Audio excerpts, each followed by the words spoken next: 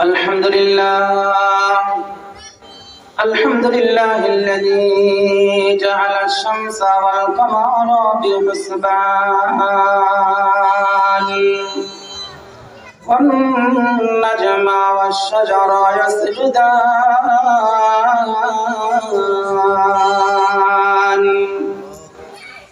الذي فضل زمانا على زمان كما فضل مكانا على مكان وإنسانا على إنسان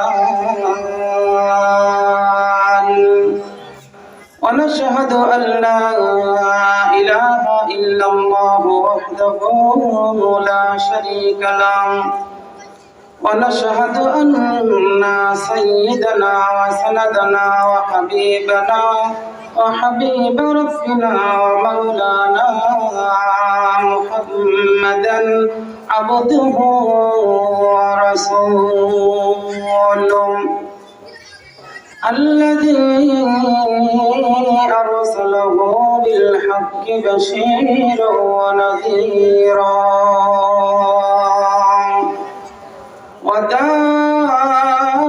وداعيا إلى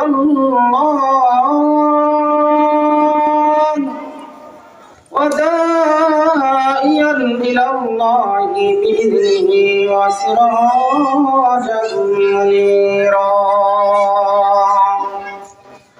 أما بعد فأعوذ بالله من الشيطان الرجيم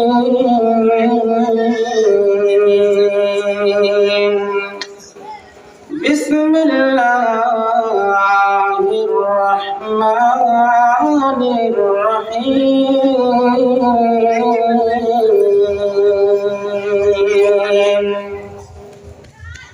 كل نفس ذائقة الموت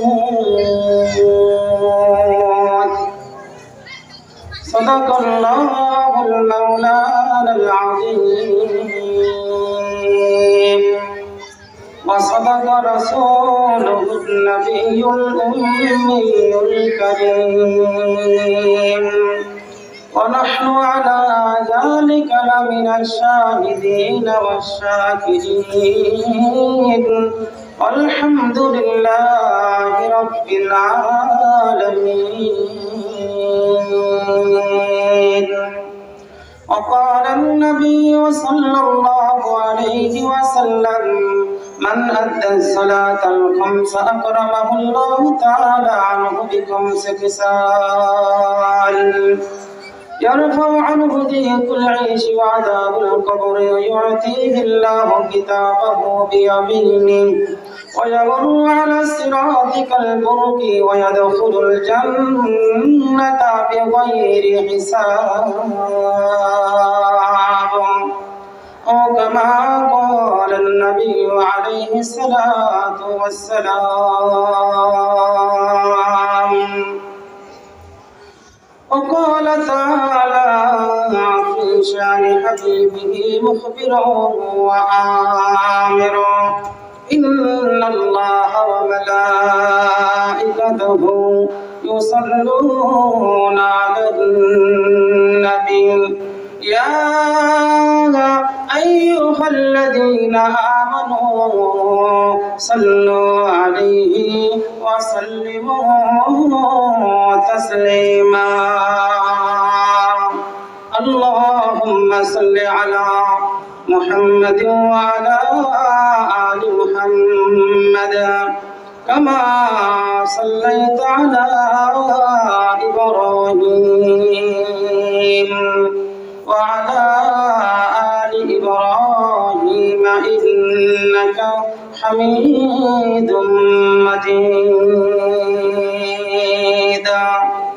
اللهم بارك على محمد وعلى آل محمد كما باركت على إبراهيم وعلى آل إبراهيم إنك حميد مجيد الحمد لمن قدر خيرا وقبلا الحمد لمن قدر خيرا وقبلا والشكر لمن صور حسنا وجمالا والشكر لمن صور حسنا وجمالا فرد صمد عن صفة الخلق بريء رب أزلي خلق الخلق كمالا رب أزلي خلق الخلق كمالا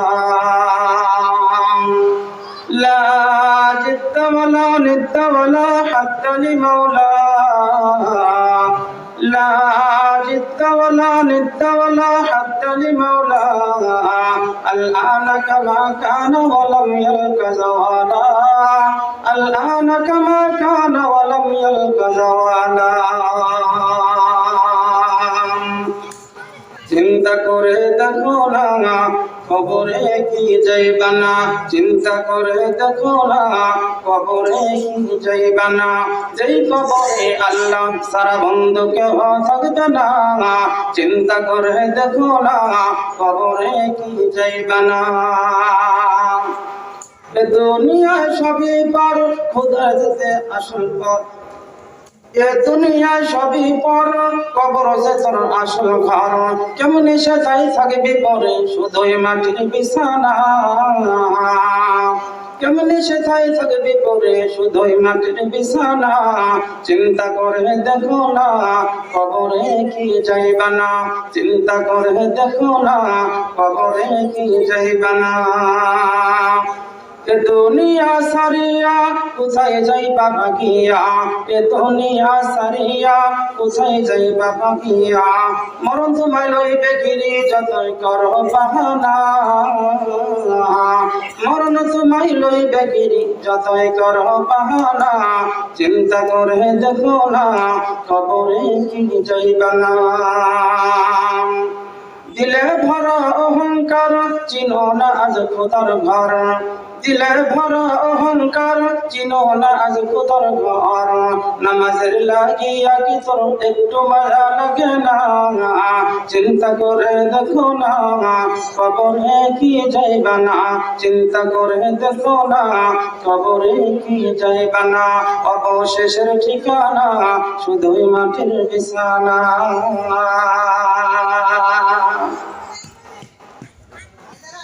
আলহামদুলিল্লাহ আল্লাহ রাব্বুল আলামিন অশেষ কৃপায় রহিমপুর আল-আকসা জামে মসজিদের উন্নতি কল্পে বাসার দুয়াজ মাহফিলের সম্মানিত সভাপতি দূর দূরান্ত থেকে কোরআন প্রিয় হাদিস প্রিয় আল্লাহ তাআলার মকবুল কিছু বান্দা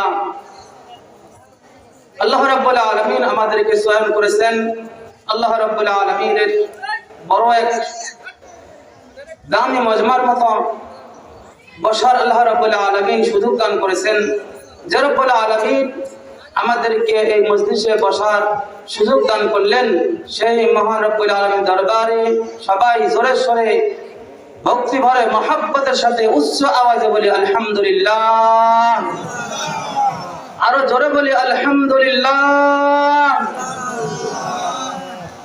لكم سلام الشهداء كرام تاجدار مدينة محمد مصطفى صلى الله عليه وسلم الفقيه जिनके अल्लाह रब्बुल आलमीन सारा জাহানের সমস্ত মাখলুকাতের মধ্যে শ্রেষ্ঠ দান করেছেন সমস্ত মাখলুকাতের মধ্যে আল্লাহ রাব্বুল আলামিন যিনাকে সবচাইতে বেশি ভালোবাসেন সে ভালোবাসার নবীর উপরে ভালোবেসে ভক্তি ভরে দরদ নিয়ে মন থেকে দুরূদ শরীফ পড়ে করি সবাই বলি সাল্লাল্লাহু আলাইহি ওয়াসাল্লাম। আমরা যে মজলিসে বসতে পারছি এটা আল্লাহ রাব্বুল আলামিনের অনেক বড় মেহের বান দয়া। যদি আমাদের উপরে না থাকতো তাহলে পরে আমরা এই মজলিসে কিন্তু বসতে পারতাম না। আমাদের মতো আরো অনেক মানুষ আছে, শক্তি বল অর্থ সব দিক দিয়ে তাদের বেশি আছে, কিন্তু আসতে পারে নাই, ঠিক কিনা? আসতে পারে নাই, আমাদেরকে আল্লাহ তাআলা নিয়ে আসছেন। হয়তো বা আল্লাহ তাআলা আমাদেরকে আল্লাহ তাআলার জান্নাতের জন্য চয়ন করছেন। আল্লাহ রাব্বুল আলামিন আমাদের যারা উপস্থিত হয়েছি সকলকে আল্লাহ রাব্বুল আলামিন এরকম মাজমা ধরে আল্লাহ তাআলার জান্নাতি করে দেন। সকলে বলে আমিন। এই মজলিসের তো নাম অনেক দাম, খুব দাম, খুব দামি মজলিস। এটা কোরআন হাদিসের মজলিস মাহফিল, এটা অনেক দামি মাহফিল, দামি মজমা। এই মজমা অনেক দামি। আল্লাহ রাব্বুল আলামিন যত ফেরেশতা সৃষ্টি করেছেন, আল্লাহ রাব্বুল আলামিন কিছু ফেরেশতারা জমিনের মধ্যে আছে, কিছু ফেরেশতা আল্লাহ রাব্বুল আলামিন আসমানের দরজায় রেখে দিয়েছেন। আসমানের দরজায় রেখে দিয়েছেন। যারা আসমানের দরজায় আছে, এখানে যারা বসছে কোরআনের মজলিসে, কোরআনের মাহফিলে, ওই আসমান থেকে ওই ফেরেশতারা আপনাদেরকে চমকানো অবস্থায় দেখতে পাচ্ছেন। যারা বলুন সুবহানাল্লাহ। চমকাইতেছে। এখানে বৈদ্যুতিক লাইট দেওয়া হয়েছে, অনেক দূর থেকে লাইট টের পাওয়া যাচ্ছে। অন্ধকারাচ্ছন্ন দূর হয়ে গেছে, আলো দেখা যায়, যায় না, আলো দেখা যায়। যারা মজলিসে বসছে ওই আসমানের ফেরেশতারা এরকম আলোর মতন দেখতে পাইতেছে এবং তারা বুঝতে পারতেছে এটা কোরআনের মজলিসে বসনেওয়ালাদের নূর। আল্লাহ রাব্বুল আলামিন চমকাইতেছেন। সুবহানাল্লাহ। অনেক দামি মজলিস, অনেক দামি মজলিস। রাসূল করিম সাল্লাল্লাহু আলাইহি ওয়াসাল্লাম বলেন, মাজতামা কওমুন ফি বাইতিন মিন বুয়ুতিল্লাহি ইয়াতলুনা কিতাবাল্লাহি ওয়া তাদারাসুনাহু বাইনহুম ইল্লা নাযালাত আলাইহিমুস সাকিনাহ ওয়া গাশিয়াতুহুমুর রাহমাহ ওয়া নাযালাত আলাইহিমুস সাকিনাহ ওয়া যাকারাহুমুল্লাহু ফি মান ইনদা। আল্লাহর নবী আলাইহিস সালাতু ওয়াস সালাম বলেন, জমিনের মধ্যে যেখানে আল্লাহ রাব্বুল আলামিনের কুরআন তেলাওয়াত করা হয়, তার তাফসীর করা হয়, যেখানে আমার হাদিস তেলাওয়াত করা হয়, আমার হাদিসের বিশ্লেষণ করা হয়, ব্যাখ্যা করা হয়, কিছু মানুষ শুনে আর কিছু কিছু মানুষ করে, আল্লাহ রাব্বুল আলামিন এই মজলিসকে দুনিয়ার এই জমিন থেকে শুরু করে আসমান পর্যন্ত বেষ্টনী দিয়ে ঘিরে রাখে। যারা বলেন সুবহানাল্লাহ। আল্লাহ রাব্বুল আলামিন ঘিরে রেখে উপর থেকে আল্লাহ রাব্বুল আলামিনের পক্ষ থেকে সাকিনা নাযিল হয়। সাকিনা, সাকিনা এমন একটা জিনিস, যে জিনিস নাযিল হওয়ার পরে মানুষের মনটা ইতমিনান হয়ে যায়, দুনিয়া থেকে আখিরাত দিকে মাইল হয়ে যায়। যত অশান্তি আছে সব অশান্তি দূর হয়ে তার দিলের মধ্যে শান্তি হয়ে যায়। এর নাম হলো সাকিনা। যারা বলেন সুবহানাল্লাহ। রাসূল করিম সাল্লাল্লাহু আলাইহি ওয়াসাল্লাম বলেন, সাকিনা নাযিল হয় সাথে সাথে আল্লাহ রাব্বুল আলামিন আল্লাহ তাআলার মুবারক মজলিসে, ফেরেশতাদের মজলিসে আপনাদের প্রত্যেকের নাম নিয়ে নিয়ে আল্লাহ রাব্বুল আলামিন আলোচনা করতে থাকেন। আলোচনা করতে থাকেন। আল্লাহ রাব্বুল আলামিনের ফেরেশতা ঘিরে ধরেন, চতুর্দিক বেষ্টন করে দেন। প্রথম যখন যে জামাত আসে, ফেরেশতাদের জামাত আসে, এই জামাতটা প্রথমে দাঁড়ায় যায়। তারপরে যে আরেকটা জামাত আসে, এই জামাত তাদের কাঁধের উপরে দাঁড়া যায়। আরেকটা জামাত আছে, তার কাঁধের উপরে দাঁড়া যায়। এরকম করতে করতে আসমান পর্যন্ত পৌঁছে যায়। আল্লাহ রাব্বুল আলামিন ওই ফেরেশতাদেরকে পাঠান। এই ফেরেশতা এসে দোয়া করতে থাকে, বান্দার জন্য দোয়া করতে থাকে। এ আল্লাহ, ওই মজলিসের মধ্যে যারা আছে, আল্লাহুম্মা রহমহুম, হে আল্লাহ তুমি তাদের উপরে রহম করো, তাদের উপরে বরকত দাও, তাদের জিন্দেগীর সমস্ত গুনাহ মাফ করে দাও। আল্লাহুম্মা গফিরহুম, হে আল্লাহ তুমি তাদেরকে মাফ করে দাও।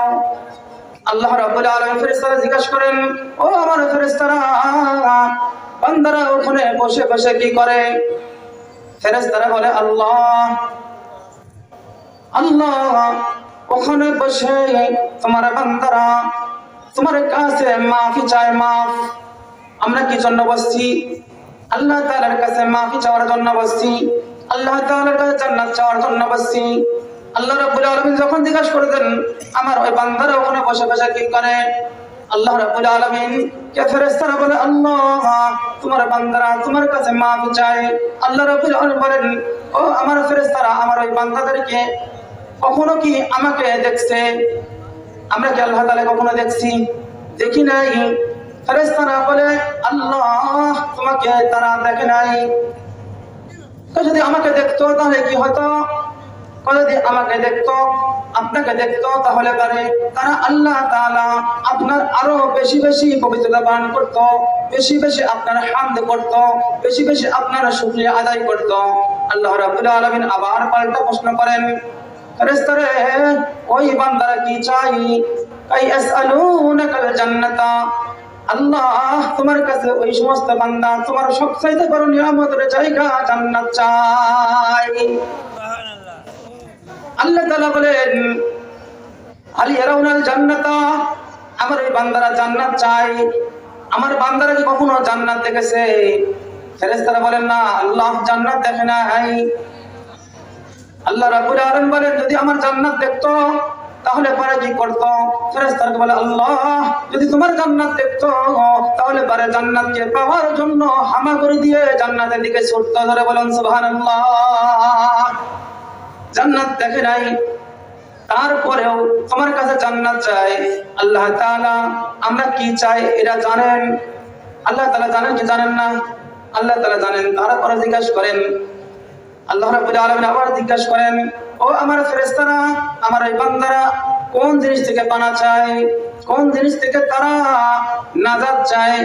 ফেরেশতারা বলে আল্লাহ তাআউযু মিনান নার ওই সমস্ত বান্দারা তোমার জাহান্নাম থেকে পানা চায়, জাহান্নাম থেকে বাঁচতে চায়, জাহান্নামে যেন তাদেরকে না দেওয়া হয় এজন্য তোমার কাছে বসে বসে রাতের অন্ধকারে সব আরামের ঘুম হারাম করে দিয়ে সুন্দর বিছানা ধুয়ে সুন্দর এরকম জামা পোশাক ছেড়ে দিয়ে একটা নোংরা জায়গায় বসে বসে তোমার কাছে চাই যেন তোমার জাহান্নাম থেকে নাজাত চাই, তোমার জাহান্নামে যেন না যাইতে হয় এজন্য তারা বসে থাকে তোমার প্রশংসা গায়।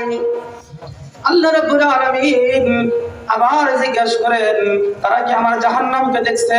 না জাহান্নামকে দেখে নাই। যদি জাহান্নাম দেখতো তাহলে কি হতো? ফেরেশতারা বলো লাউরা আওহা আশাদ্দু মিনহু ফিরারা ওয়া আশাদ্দ লাহা মুখাফা। ও আল্লাহ যদি তারা জাহান্নাম সচক্ষে দেখতো তাহলে পরে জাহান্নাম থেকে ভাগার জন্য গায়ের যত শক্তি আছে সব শক্তি দিয়ে ভাগতো আর দৌড়াইতো। আল্লাহ রাব্বুল আলামিন বলেন ও আমার ফেরেশতারা আমাকে দেখে নাই, আমার জান্নাত দেখে নাই, আমার জাহান্নামকে দেখে নাই, তারপরেও জান্নাত চাই, জাহান্নাম থেকে নাজাত চাই। ও আমার ফেরেশতারা তোমরা সাক্ষী থাকো ওই বেষ্টনের মধ্যে যারাই বসে গেছে আমি রব্বুল আলামিন তাদের জিন্দেগীর সব গুনাহ খাতা maaf করে দিয়ে তাদের নামটা আমার জান্নাতের বান্দাদের নামের মধ্যে উঠাই দিলাম। যারা বলেন সুবহানাল্লাহ। আল্লাহ রাব্বুল আলামিনকে ফেরেশতারা অনেক সময় বলে ওগো আল্লাহ একজন বান্দা তো এমন আছে যে মাহফিল শোনার জন্য আসে নাই, আসছে বাড়িতে তালা দেওয়া চাবি নেওয়ার জন্য আসছে, চাবি নেওয়ার জন্য। সে আসলে মাহফিলে আসে নাই, কি জন্য আসছে? চাবি নেওয়ার জন্য আসছে। এমনি আসছে মানুষ কত হয়েছে দেখার জন্য। রব্বুল আলামিন তাদের জন্য কি মাফ হবে, তাদের জন্য কি একই হুকুম হবে? আল্লাহ রাব্বুল আলামিন বলেন ফেরেশতারা যারা এই মজলিসের মধ্যে আসছে তো আসছে, ব্যান্ডের মধ্যে পড়ে গেছে, সামিয়ানের মধ্যে পড়ে গেছে, বাউন্ডারের মধ্যে পড়ে গেছে, তাদেরকে আমি মাহরুম করব না, তাদের জিন্দেগীর গুনাহ আমি রব্বুল আলামিন maaf করে দেব। যারা বলেন সুবহানাল্লাহ। শুধু maaf করে দেব তা নয়, তাদের জিন্দেগীর যত গুনাহ আছে একটা করে প্রতিটা গুনাহের বিনিময়ে আমি রব্বুল আলামিন তাদের আমলনামায় নেকি লিখে দেব। যারা বলেন সুবহানাল্লাহ। فأولئك يبدل الله سيئاتهم حسنات وكان الله غفورا رحيما। الله أكبر। আল্লাহ রাব্বুল আলামিন বলেন ও ও ফেরেশতারা তারা যত গুনাহ করেছে, যার বয়স হয়ে 40 বছর 12 বছর থেকে গুনাহ লেখা শুরু হয়ে গেছে, যার বয়স হয়ে 70 বছর 12 বছর থেকে তার গুনাহ লেখা শুরু হয়ে গেছে, এই 70 বছর পর্যন্ত যত গুনাহ করেছে রে, সমস্ত গুনাহকে আমি রব্বুল আলামিন 1 2 3 এরকম গণনা করতে করতে যত গুনাহ হয়েছে সমস্ত গুনাহের বিনিময়ে আমি রব্বুল আলামিন একটা করে নেকি লিখে দেব। সুবহানাল্লাহ। জিকির হক আমদ গিজায় রূহনা, জিকির হক আমদ গিজায় রূহনা, মারহামা মুদঈদিল মাজরুহরা। এই মাহফিল কিন্তু এখানে প্রত্যেকদিন হয় না। প্রত্যেকদিন হয় নাকি? প্রত্যেকদিন হয় না, বছরে একবার হয়, তারপরে রাত 10টা 11টা 12টা পর্যন্ত, তারপরে কিন্তু মাহফিল ভেঙে যায়, মাহফিল হয় না। যারা মাহফিল আসে নাই তারা কপাল পোড়া, যারা আসছেন তারা লাকি। আল্লাহ তাআলার দরবারে তাদের গুনাহ মাফ হয়ে যাবে, জান্নাতের খাতায় তাদের নাম উঠে যাবে। সুবহানাল্লাহ।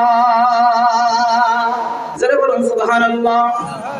আল্লাহ রাব্বুল আলামিন পবিত্র কোরআনের মধ্যে সূরা নাযিল করেছেন 114টা, 114 সূরার মধ্যে আল্লাহ রাব্বুল আলামিন আয়াতে কারিমা নাযিল করেছেন 6236টা। কয়টা বলেন? 6236টা, 6666টা। অনেকে বলে থাকে এটা ভুল, এটা সঠিক না। সঠিক হলো 6236টা। কয়টা? 6236টা আল্লাহ রাব্বুল আলামিন আয়াত নাযিল করেছেন। এই আয়াতের মধ্যে প্রত্যেক আয়াতকে মানুষ অস্বীকার করতে পারে, অস্বীকার করতে পারে। অনেক অস্বীকার করে আছে না? অস্বীকার করনেওয়ালা আছে। কারা আছে? যারা কিছু মানুষ আছে যাদেরকে বলা হয় নাস্তিক। তারা আল্লাহকে মানে না, আল্লাহর কোরআনকে মানে না। গড বলে কোন জিনিস আছে, খুদা বলে কোন একটা জিনিস আছে, আল্লাহ বলে একটা জিনিস আছে, খালেক বলে একটা জিনিস আছে, কোনটাই তারা মানে না। তারা বলে প্রাকৃতিক ভাবে সৃষ্টি হয়েছে, প্রাকৃতিক ভাবে মারা যায়, এর মধ্যে কবরের মধ্যে শাস্তি হয়, এটাও হয় না। যা হুজুররা বলে সব মিথ্যা, যা বলে সব মিথ্যা। কোরআনে কারিমের মধ্যে 6236টা আয়াতের মধ্যে 6235টা আয়াতকে মিথ্যা বলতে পারে, কিন্তু একটা কথা মিথ্যা কেউ প্রমাণ করতে পারে না। সকলে স্বীকার করে, নাস্তিক করে, আস্তিক করে, জ্ঞানও করে, অজ্ঞানও করে, মূর্খ করে, আলেমও করে, ছোট করে, বড় করে, এ দেশেরও করে, হিন দেশেরও করে। সবাই একটা আয়াতের উপরে একমত, এর মধ্যে কোনো দ্বিমত নাই। সেটার নাম হলো মৌত। বলুন ঠিক কিনা? মৌত যে মরতে হবে এর মধ্যে কারোর কি নাই? দ্বিমত নাই। সবাই বলে হ্যাঁ দুনিয়াতে আসছি, একদিন মরতে হবে। আল্লাহ রাব্বুল আলামিন বলেন বান্দারে তোমার মৌত যেরকম সত্য, আমার 6236টা আয়াতের মধ্যে যা নাযিল করেছি তার কোনটাই ভুল নাই, সবগুলো সত্য সত্য তোমাকে বুঝিয়ে দেওয়া হবে। আল্লাহ রাব্বুল আলামিন বলেন কুল্লু নাফসিন যায়িকাতুল মাউত ওয়া ইন্নামা তুওয়াফাউনা উজুরাকুম ইয়াওমাল কিয়ামাহ ফামান যুহজিয়া আনিন নাসি ওয়া উদখিলাল জান্নাতা ফাকাদ ফাযা ওয়া মাল হায়াতুদ দুনিয়া ইল্লা মাতাউল গুরুর। যারা বলেন আল্লাহু আকবার। এই কালামে জিন্দা কুরআনে হাকীম, এই কুরআনে জিন্দা কুরআনে হাকীম, হিকমতে উলাযা লাস্তু কদিম, জামিউল ইলম ফিল কুরআনে হাকীম ওয়ালাকিন তাকাসারু আফহামুর রিজালি। আল্লাহ রাব্বুল আলামিন বলেন, আল্লাহ রাব্বুল আলামিন বলেন বান্দারে দুনিয়াতে তোকে পাঠাইছি আমি রব্বুল আলামিন, কিছুদিনের জন্য মুসাফির অবস্থায় পাঠাইছি। আবার তোমাকে আমি যখন ডাক দিব তখন আমার সামনে চলে আসতে হবে, আমার দরবারে ধরা পড়তে হবে। আমার দরবার থেকে, আমার ধরা থেকে কেউ তোমরা বাঁচতে পারবে না, সবাইকে আমার ধরা খাইতেই হবে। সেটা বলুন ঠিক কিনা? সবাইকে কিন্তু খাইতে হবে। আল্লাহ রাব্বুল আলামিন দুনিয়াতে পাঠাইছেন কিছু সময়ের জন্য, অল্প সময়ের জন্য। দুনিয়ায় আসে আমরা ব্যস্ত হয়ে গেছি, মরণের কথা আমরা ভুলে গেছি। মরতে যে হবে, শুধু মরে গেলে হবে না, মরার আগে আল্লাহ রাব্বুল আলামিন আমাকে প্রকৃত মুসলমান হয়ে মরতে হবে। যদি প্রকৃত মুসলমান না হয়ে মরি রে বান্দা, তাহলে পারে কিন্তু কবরের মধ্যে খবর আছে। কি আছে কবরের মধ্যে? খবর আছে।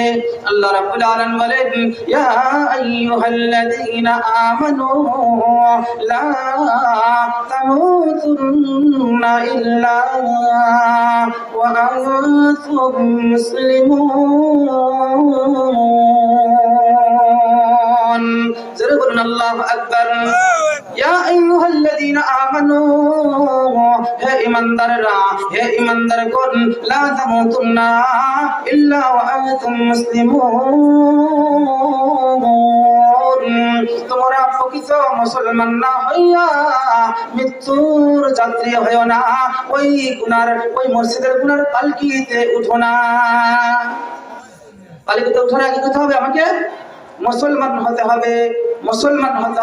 মুসলমান ছাড়া কারো মৃত্যু হবে না। আল্লাহ রাব্বুল আলামিন মৃত্যু হইতে নিষেধ করেছেন, কিন্তু যারা মুসলমান না তারাও মরে কি মরে না? তারাও তো মরে। যারা মুসলমান তারাও মরে, কিন্তু মুসলমান আল্লাহ রাব্বুল আলামিন এখানে সকলকে উদ্দেশ্য করে বলেছেন, বিশেষ করে মুমিনদেরকে উল্লেখ করে বলেছেন, লা তামুতুন্না ইল্লা ওয়া আনতুম মুসলিমুন। তুমি ঈমান আনছো, ঈমান আনলেই হবে না, তোমাকে প্রকৃত মুসলমান হয়ে মরতে হবে।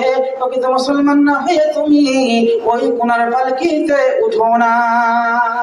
কুল্লু নাফসিন যায়িকাতুল মাউত ওয়া ইন্নামা তুওয়াফাউনা উজুরাকুম ইয়াওমাল কিয়ামাহ ফামান যুহজিহা আনিন নারি ওয়া উদখিলাল জান্নাতা ফাকাদ ফাজ ওয়া মাল হায়াতুদ দুনিয়া ইল্লা মাতাউল গুরুর।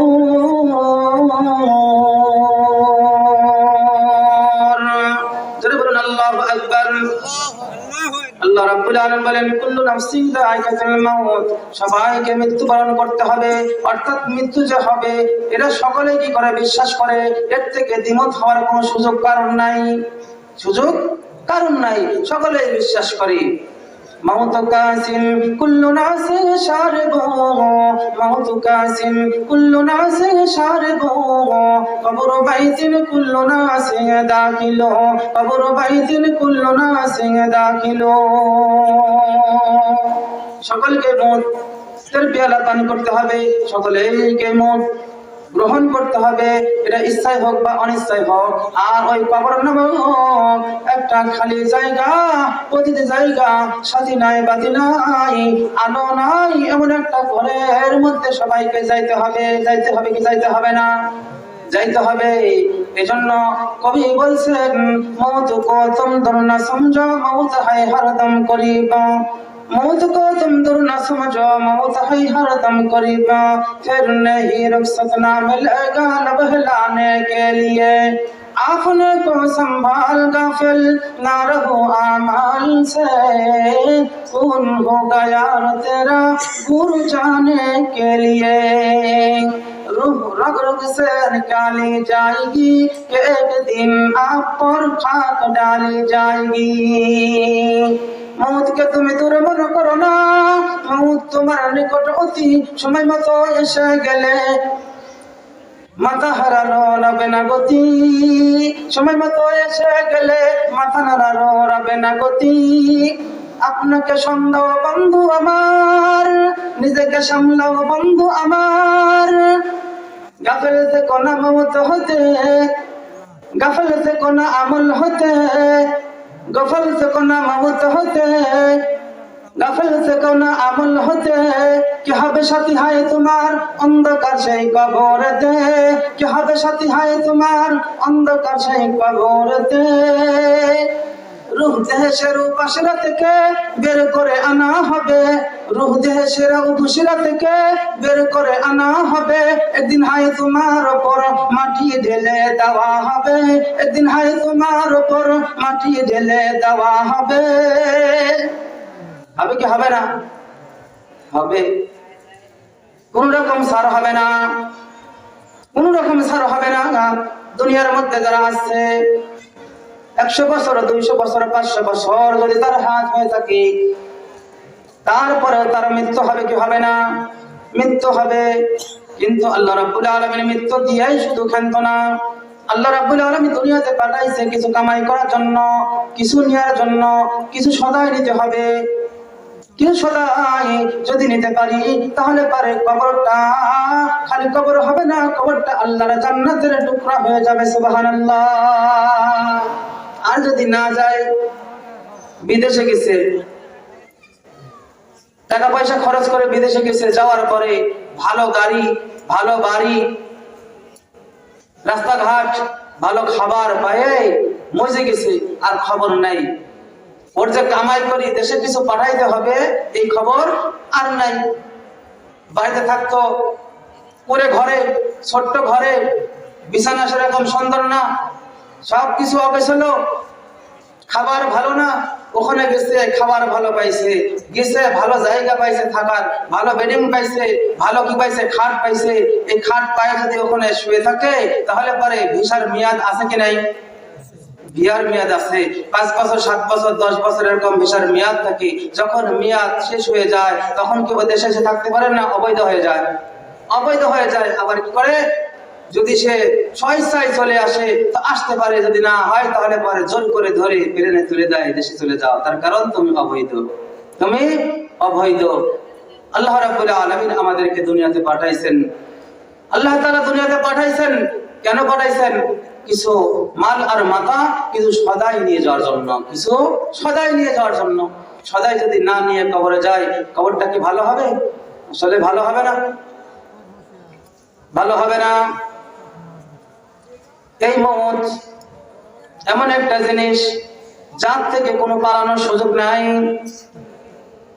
মৃত্যু থেকে বাঁচার জন্য কোনো পথ দুনিয়ার মধ্যে নাই। আছে নাকি? দুনিয়ার মধ্যে নাই।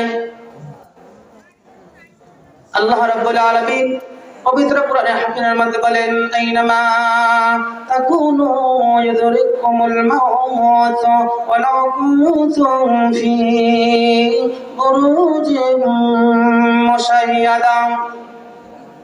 মওত থেকে যতই পালাও, মওত তোমায় লইবে গিরি। যদিও শুধু আকাশ পথে পালাও, সে তাই লাগিয়ে সিঁড়ি। যদিও আকাশ পথে পালাও, সে তাই লাগিয়ে সিঁড়ি। সিঁড়ি লাগায় যদি আকাশ পানেও চলে যায়, এদেশ থেকে পালায় যদি ভিন দেশেও চলে যায়, মৃত্যু কিন্তু তার পিছনে পিছন যায়। ও দেশেও বাঁচতে পারে না, আকাশে চলে গেলে বড় সে বাঁচার কোনো পদ্ধতি নাই। আছে? নাই। কিন্তু মৃত্যু কখন আসবে এটা কি আমাদেরকে বলে আসবে? বলে আসবে? এই জন্য কবি বলছেন, अपने को संभाल गाफिल ना रहो अमल से, कुन हो गया तेरा गुरु जाने के लिए।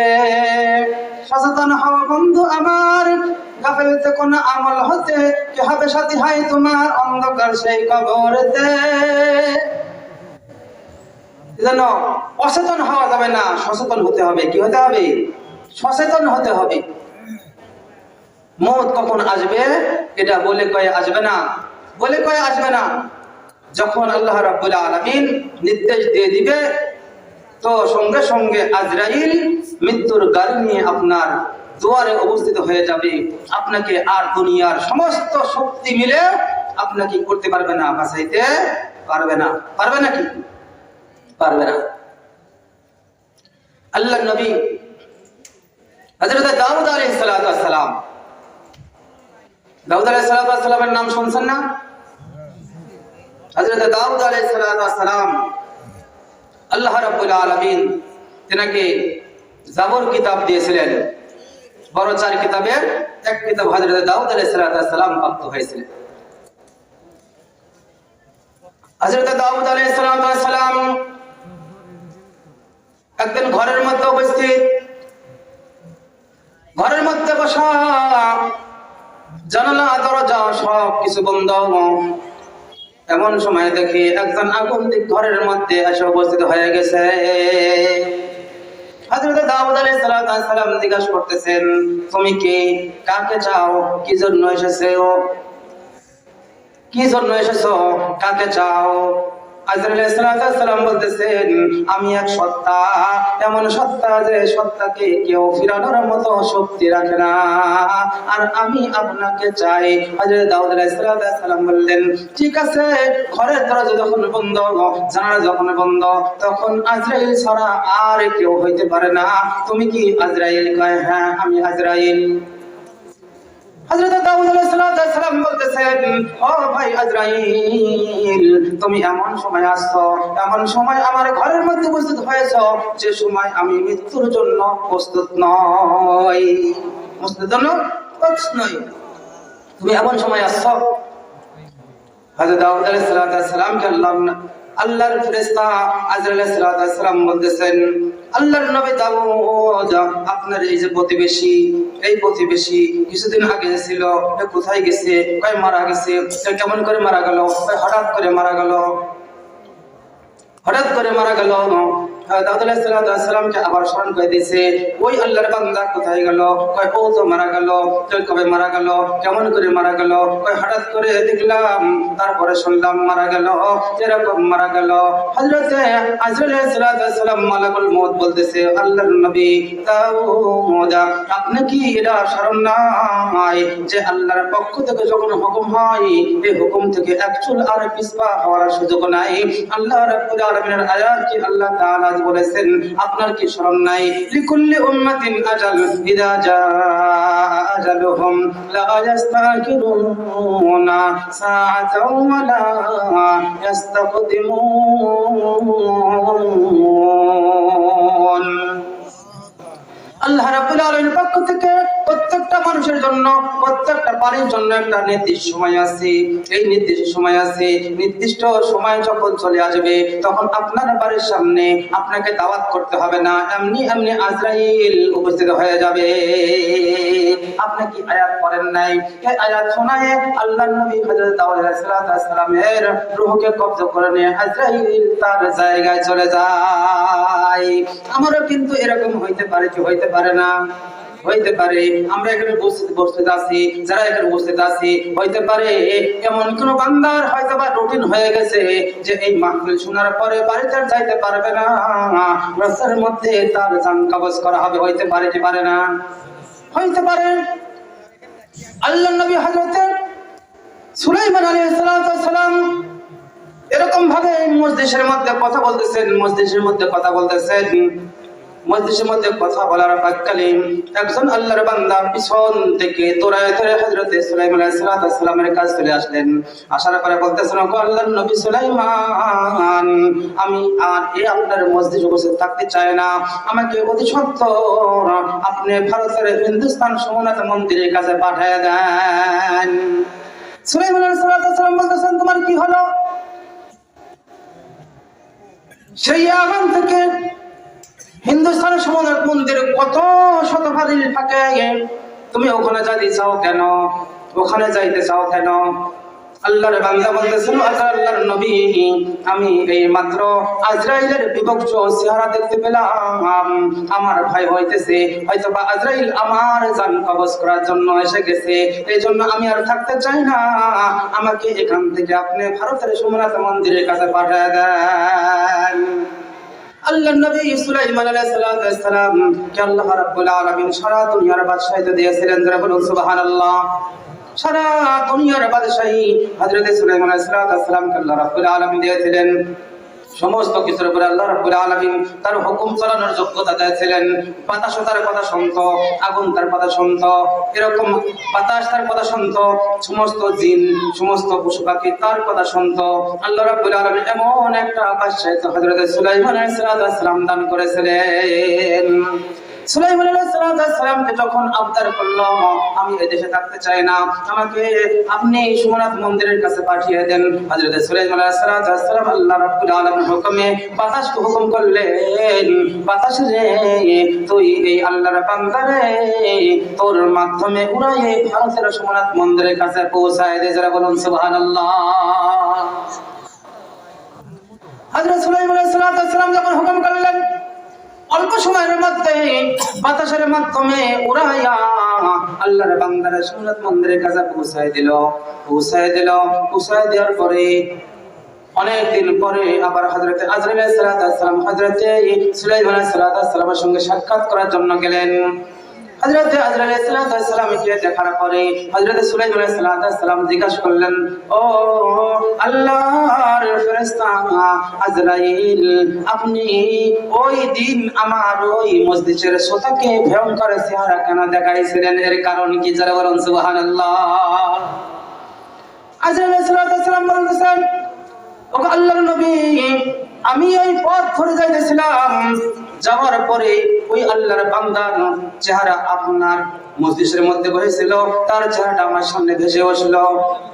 আমার কাছে লিস্টে রয়ে গেছে, কিছুক্ষণ পর তার জান কবজ করতে হবে সোমনাথ মন্দিরের কাছে। অথচ সে বসে রয়েছে সোমনাথ মন্দির থেকে হাজার হাজার মাইল দূরে। আমি চিন্তা করতেছিলাম তার জান তো কবজ করার রুটিন হয়ে রয়েছে ওখানে, তো এই বান্দা এখানে উপস্থিত থাকা অবস্থায় ওখানে যাবে কেমনে? আমি টেনশনে পড়ে গিয়েছিলাম, পেরেশানির মধ্যে পড়ে গিয়েছিলাম। এই জন্য তার দিকে বড় বড় চোখ করে তাকাইছিলাম। তো তাকানোর পরে যখন আমি আমার নির্ধারিত সময় অনুযায়ী সোমনাথ মন্দিরের কাছে চলে যায় দেখি আমার আগেই ওই বান্দা ওখানে উপস্থিত হয়ে গেছে। যারা বলুন সুবহানাল্লাহ। के मरा पर मोद हक्का मुर्ज जागा, के मरा पर मोद हक्का मुर्ज जागा, जाने ओरा तो हिंदुस्ता से ता दीदमश एजा पस हैरा शुदाम दर तफक्कुर रफ्त सरगरदा शुदम चुबा अमरे हक बा हिंदुस्ता शुदाम दीदमश आजा वो जानश बस्ताम। अल्लाह नबी शत शत माइल दूरे तक দেখার পরে আমি আশ্চর্য হয়ে গেলাম যে আল্লাহর হুকুম কি হবে আমি তামিল করব, আল্লাহর হুকুম অনুযায়ী তাকে কেমন করে আমি জান কবজ করব। কিন্তু আমি যখন ওখানে পৌঁছে গেলাম তো ওখানে যাই ঠিক তাই পেয়ে গেলাম এবং নির্ধারিত সময় তাকে আমি তার জান কবজ করলাম। যারা বলুন সুবহানাল্লাহ। এই জন্য মত থেকে যতই বানাও, মত থেকে যতই বানাও, মত তোমায় লইবে ঘিরি, যদিও শুধু আকাশ পানে বানাও সে তাই লাগিয়ে সিঁড়ি, যদিও শুধু আকাশ পানে বানাও সে তাই লাগিয়ে সিঁড়ি। বলায়ে কোন রকম বাঁচার মতো কোনো সুযোগ নাই, মৃত্যু তোমাকে ধরবে। মৃত্যুর থেকে বাঁচার মতো কোনো শক্তি দুনিয়ার মধ্যে নাই। যারা বলো ঠিক কিনা? মৃত্যু কিন্তু করতেই হবে, মৃত্যু গ্রহণ করতেই হবে। আল্লাহ রাব্বুল আলামিন আমাদেরকে ছেড়ে দিয়েছেন, সৃষ্টি করার পর ছেড়ে দিয়েছেন। আমরা যখন ছোটবেলায় ঘূর্ণি উড়াতাম, ঘূর্ণি এখনো ছেলেপেলে উড়ায় কি উড়ায় না? ঘূর্ণি উড়ায়। কাগজ কাটকার ঘূর্ণি বানাকার, कागज कटकर घुरी बनाकर उड़ाता समा में, लेकिन घुटी मालिक की हाथ में। কি করে? কাগজ কাটে ঘড়ি বানায়, ঘড়ি বানার পরে ওই ঘড়ির বুকের উপরে একটা সুতি বেঁধে দেয়, সুতি বেঁধে বাতাসের মধ্যে উড়ায় দেয়। বাতাস যত বেশি হয় ঘড়ি তত উপরে ওঠে, কি ওঠে না? অনেক দূরে ওঠে। কিন্তু ঘড়ির ওই সুতি কিন্তু মালিকের হাতে থাকে, মালিক ধরে রাখে।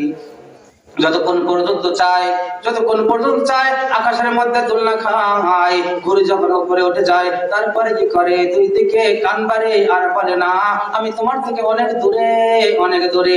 মালিক নিচ থেকে বলে তুই যতই কান নাড়াস না কেন, গুটি কিন্তু আমার হাতে, আমি যখন টান দেব আবার আমার সামনে আসতে হবে। আল্লাহ রাব্বুল আলামিন আমাদেরকে সৃষ্টি করেছেন, ছেড়ে দিয়েছেন দুনিয়ার মধ্যে ছেড়ে দিয়েছেন। দুনিয়ার মধ্যে আসার পরে আমি ও কাজের মধ্যে ব্যস্ত, এই কাজের মধ্যে ব্যস্ত। আল্লাহ তাআলার ডাকে সাড়া দেওয়ার মতো সুযোগ আমার নাই। কিন্তু আল্লাহ রাব্বুল আলামিন বলেন বান্দারে তুই আমার কাজের মধ্যে আয়। মসজিদে যখন আযান হয় মসজিদের মধ্যে যা, অথবা না যা, আমি রাব্বুল আলামিন তোকে স্বাধীনতা দিয়েছি। তুই ঘুরের মতো ঘুরে যায়, তুই কান বাড়াতে পারিস আর বলতে পারিস না আমাকে ধরা যাবে না। কিন্তু আমি রাব্বুল আলামিন বললাম আমি রব্বুল আলামিনের হাতে কিন্তু তোর রূহটা রয়ে গেছে। আমি যখন যাব, তুই যত বড়ই হোস না কেন, যত দূরেই থাকিস না কেন, যখন আমি ডাক দিব, আমার ডাকে সাড়া না দিয়ে কিন্তু তোর উপায় নাই। আছে উপায়? আছে? উপায় নাই। আমাকে সাড়া দিতেই হবে, যাতেই হবে, ধরা দিতেই হবে, কবর নামক ঘরে আমাকে যাইতেই হবে, আমাকে যাইতেই হবে। আমি বাঁচতে পারবো না, আমি কোন অবস্থাতেই বাঁচতে পারবো না। আল্লামা ইবনে কাসির রাহমাতুল্লাহি আলাইহি একটা ঘটনা নকল করেছেন। এক দেশের মধ্যে একটা বুড়ি মা, একটা বাচ্চা হয়েছে, তার একটা খাদেম আছে। খাদেমের তো অনেক কাজ করায়। যখন বাচ্চা হয়েছে, হওয়ার পরে খাদেমকে বলছে, চাকরকে বলছে, যাও তুমি বাসার বাড়ি থেকে একটা দিশালে নিয়ে আসো, মেজের কাঠে নিয়ে আসো, না হলে বাড়িতে আগুন নিয়ে আসো। আগুনের দরকার হয়, যখন ডেলিভারি হয় আগুনের দরকার হয় কি হয় না? আগুনের দরকার হয়। চাকরকে বলছে, যাও কিছু আগুন নিয়ে আসো। চাকর যখন বাড়ির বাইরে গেছে, তো দরজার সামনে একজন আগন্তুক, অপরিচিত একজন মানুষের সঙ্গে দেখা হয়েছে। দেখা হওয়ার পরে আগন্তুক বলছে, ও চাকর, ও গোলাম, তোমার মনিবের ছেলে হয়েছে না মেয়ে হয়েছে? কয় মেয়ে হয়েছে। মেয়ে হয়েছে, তুমি কোথায় যাও? কয়েকটা আগুন আনতে যাই। কয় আগুন আনা বাদ দাও, আমার কয়টা কথা শোনো। কয় কি কথা? আমার তো মনিবের কি লাগবে, আগুন লাগবে, আগুন আনতে যাই, আবার আপনার সঙ্গে কথা কি? কয় কথা হলো, এই যে মেয়ে হয়েছে, এই মেয়েটা যখন বড় হবে, দুশ্চরিত্র হবে। এই মেয়েটা 100 মানুষের সঙ্গে অবৈধভাবে জিনায় লিপ্ত হবে। যারা বলুন নাউজুবিল্লাহ। তারপরে আর একটা খবর শোনো, এই বাড়িতে বর্তমানে যে চাকর আছে, এই চাকরের সঙ্গে ওই মেয়েটার একদিন বিবাহ হবে। যখন এই কথা শুনছে, তখন চাকর আগুন আনা বাদ দিয়ে হাসিলের মধ্যে চলে গেছে, রান্নাঘরের মধ্যে গেছে। রান্নাঘরের মধ্যে যাইয়া একটা হাসি নিছে। হাসি নেওয়ার পরে বলে, এই মেয়েটা তো এমনি খারাপ হবে, সাথে সাথে এই মেয়েটার নাকি বর্তমান চাকরের সাথে বিবাহ হবে, তাহলে পরে আমারই বিবাহ হবে। আমার উপর যদি দরিদ্র হয়, তাহলে পরে এটা মানা যায় না। এই জন্য সে গেছে, যাওয়ার পরে ওই হাসি দিয়ে মেয়েটার পেটটা ছিঁড়ে দিছে। পেটটা ছিঁড়েছে, মধ্যে দিয়ে কি করছে, ফ্যাস মারছে, কাটে গেছে। মেয়ের মা অন্য ঘর থেকে আসার পরে দেখে মেয়েটার ভালো নাই, নারী ঘরে সব বেড়ে গেছে। সঙ্গে সঙ্গে মেয়ের মা এরকম বেঁধে ডাক্তারের কাছে নিয়ে গেছে, সেলাই করে দিছে। সেলাই করে দেওয়ার পরে মেয়ে আবার কি হয়ে গেছে, ভালো হয়ে গেছে। ওই যে চাকর ছুরি দ্বারা তার পেটটা কি করছে, ফেরে দিছে। ও দেখছে যদি মারে ফেলা দিই আর মরে যায়, আর আমি যদি এখানে থাকি, তাহলে পরে আমার বিচার স্বরূপ আমাকে এরকম হত্যা করে দিবে, এখানে থাকা যাবে না। সে রওনা হয়ে গেছে, ওই দেবারে ছাড়ছে, ওই দেশ ছাড়ছে, অন্য দেশে চলে গেছে। অনেক দিন থাকার পর যখন তার অনেক টাকা পয়সা হয়েছে, তখন চিন্তা করছে, আমি আর দেশে থাকবো না, আমি যেখানে আগে ছিলাম ওই দেশের মধ্যে চলে যাব। ওই দেশের মধ্যে চলে আসছে। আসার পরে সুন্দর একটা বাড়ি করছে, অনেক বড় সুন্দর একটা বাড়ি করছে। করার পরে ওই এলাকার মধ্যে বয়স্ক একজন মহিলাকে বলছে, আমার জন্য একটা সুন্দরী পাত্রী দেখেন, আমি বিবাহ করব। সুন্দরী পাত্রী দিকে তাকে বিবাহ করছে। সুন্দর পাত্র দেখে যখন বিবাহ করছে, তাদের মধ্যে খুব সুন্দর ঘর সংসার চলতেছে, ভালো মহাব্বতের সাথে আলোচনা চলতেছে, তাদের চলাফেরা চলতেছে, সবকিছু চলতেছে। এরকম ভাবে চলতে আছে। একদিন খোঁজ গল্পের পাককালে স্বামী স্ত্রী দুজন আলোচনা করতেছে। স্ত্রী জিজ্ঞাসা করতেছে, আচ্ছা তোমার আসল বাড়ি কোথায়, তুমি কোন দেশ থেকে আসছো? স্বামী বলতেছে, দেখো আমি এক সময় এই দেশেরই বাসিন্দা ছিলাম, এই এলাকার একজন মহিলার চাকরানি ছিলাম। চাকরিগিরি করতাম, গোলাম ছিলাম, তার খাদেম ছিলাম। কোনো এক কারণবশত তার একটা নবজাতক শিশুকে আমি হত্যা করে আমি দেশান্তর হয়েছিলাম, দেশ থেকে চলে গিয়েছিলাম। কি হয়েছে কিনা চলে গেছিলাম,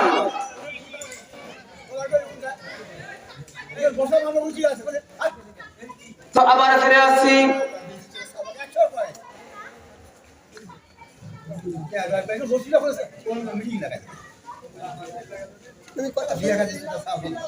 তো বলতেছে যে আমি এই এলাকারই একজন মহিলার চাকরানি ছিলাম, গোলাম ছিলাম।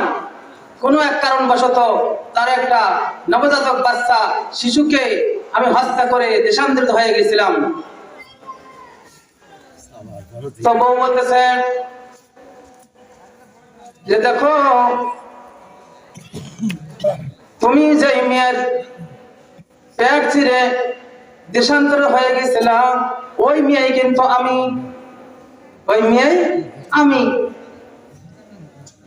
তো পেট বাইর করে দেখাইতেছে, এই দেখো ছোটকালে যখন নবজাতক ছিলাম তো আমার পেট ছিঁড়ে দিয়েছিলাম, সে আমি সেই মেয়ে।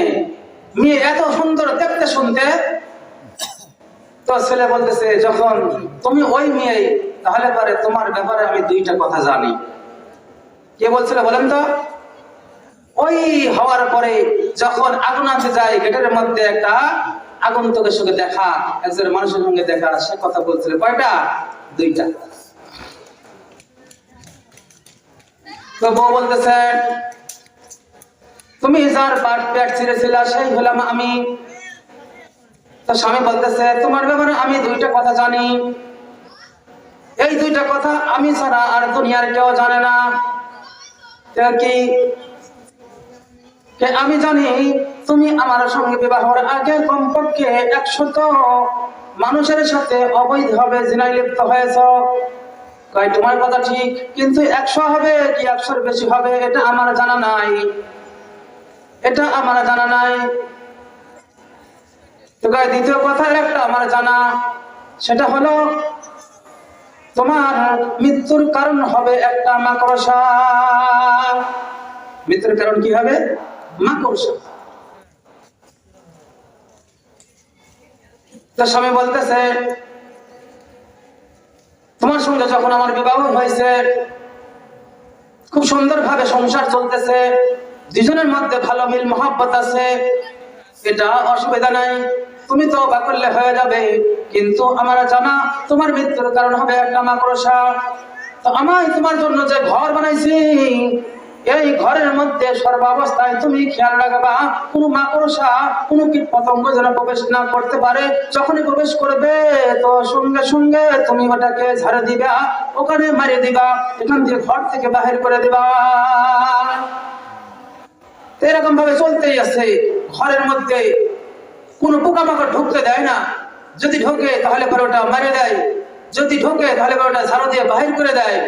এরকম বাহির করে দিতেই আছে। অনেকদিন পরে দুজনে গল্প করতেছে শুয়ে শুয়ে, তো উপরে তাকায় দেখে উপরে আপনার ছাদের সাথে একটা মাকড়সা জাল বানায় ওখানে আনন্দের শুটিং করতেছে, দোল খাইতেছে। যখন দোল খাইতেছে, স্বামী বলল দেখো আমি তোমাকে বলছি তোমার মৃত্যুর কারণে হবে না মাকড়সা। ওই দেখো মাকড়সা দেখা যায়, তুমি কি খেয়াল করো নাই? তাই খেয়াল তো করি নাই, এখন খেয়াল করলাম। তো আমার যখন মৃত্যুর কারণ হবে তার আগে আগে আমি তাকে দুনিয়া থেকে বিদায় করে দিব। জিসে যাওয়ার পরে ঝাঁটা দিয়ে ঝাঁটা দিয়ে না মারি পাও দিয়ে কি করছে? আঘাত করছে। কি দিয়ে আঘাত করছে? পাও দিয়ে আঘাত করছে। পাও দিয়ে আঘাত করার সঙ্গে সঙ্গে মাকড়সা তো মরছে। মাকড়সার মধ্যে যে কি থাকে? রস থাকে।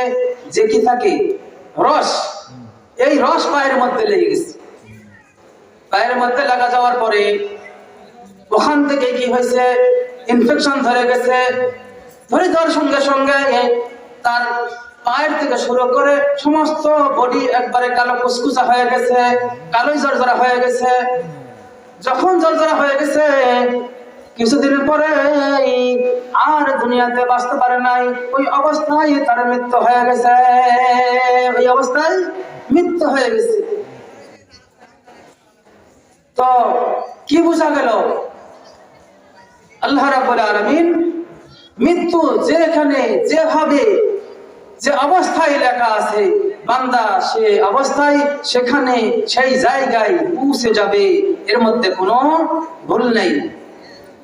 এজন্য প্রথমে বলছিলাম কি ৬,২৩৬টা আয়াতের মধ্যে সমস্ত আয়াতকে অস্বীকার করতে পারে, কিন্তু একটা আয়াতের অস্বীকার করার কোনো শক্তি কারো নাই, সকলেই বিশ্বাস করে। সেই বিশ্বাসের আয়াতের নাম হলো, আর ওই জিনিসটা হলো মউত।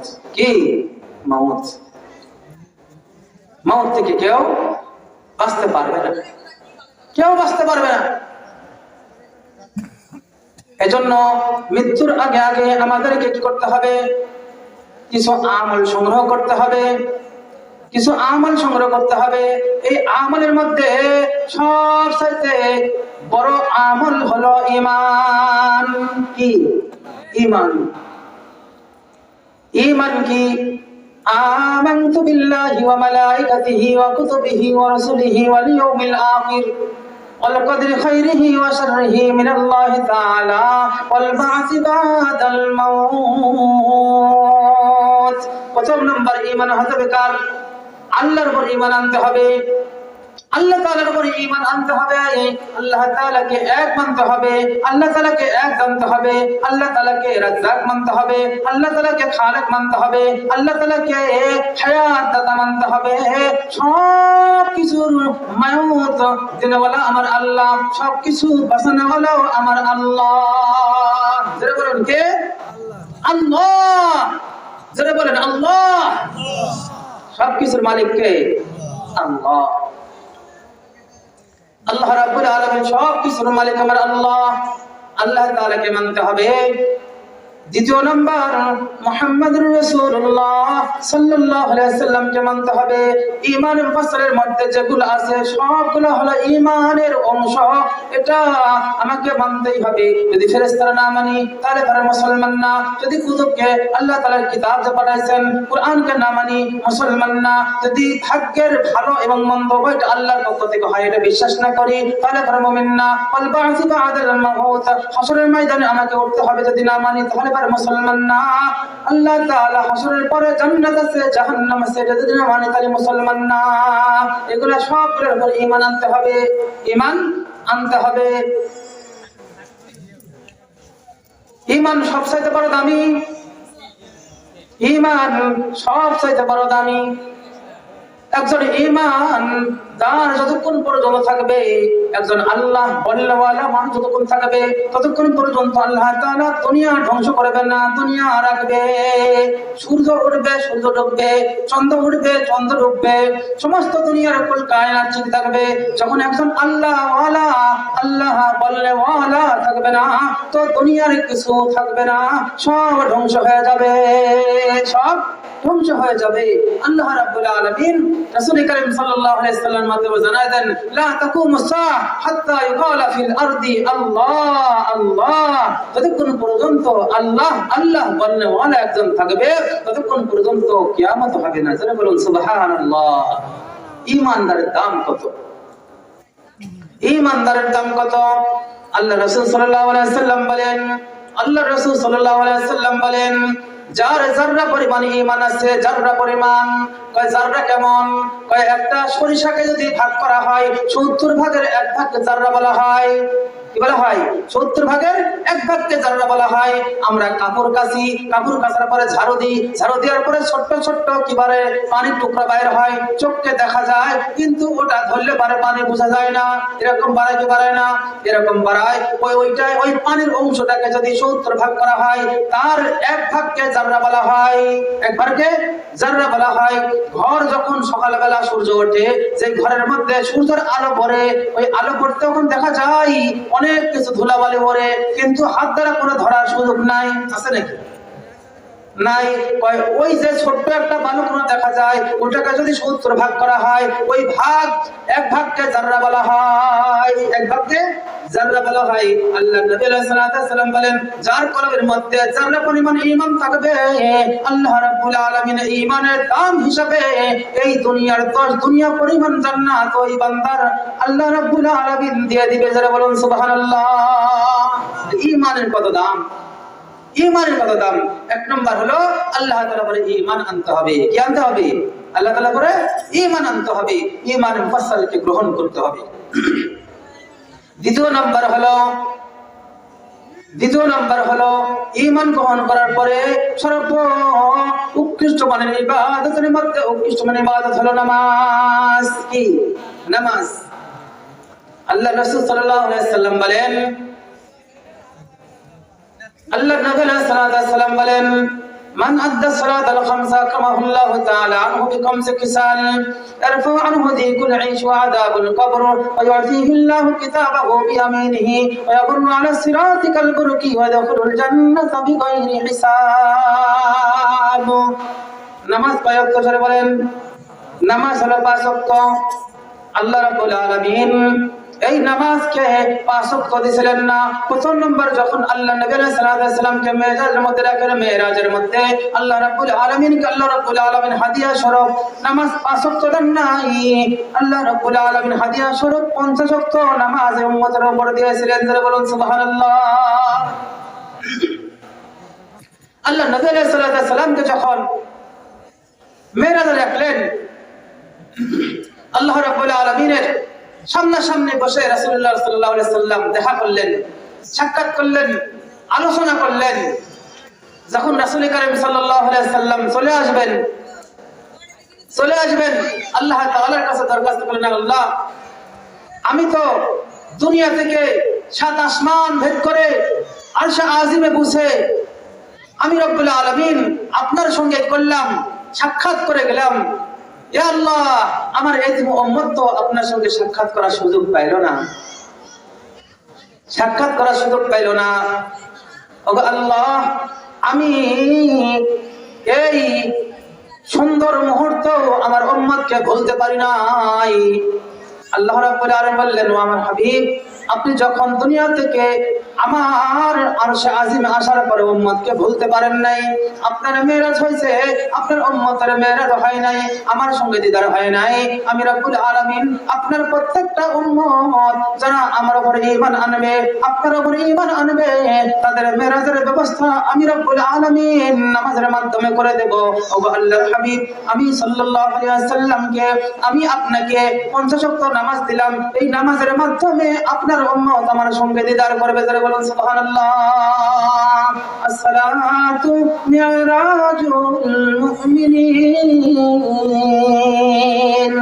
নামাজ হলো আল্লাহ তাআলার সঙ্গে মুলাকাত, আল্লাহর সঙ্গে মেরাজের একটা মাধ্যম। যারা বলুন সুবহানাল্লাহ। আল্লাহ নবী আলাইহিস সালাতু ওয়াস সালাম 50 ওয়াক্ত নামাজ নিয়ে রওনা হয়েছেন। পথের মধ্যে হযরতে মুসা কালিমুল্লাহ আলাইহিস সালাতু ওয়াস সালামের সঙ্গে সাক্ষাৎ হয়ে গেল।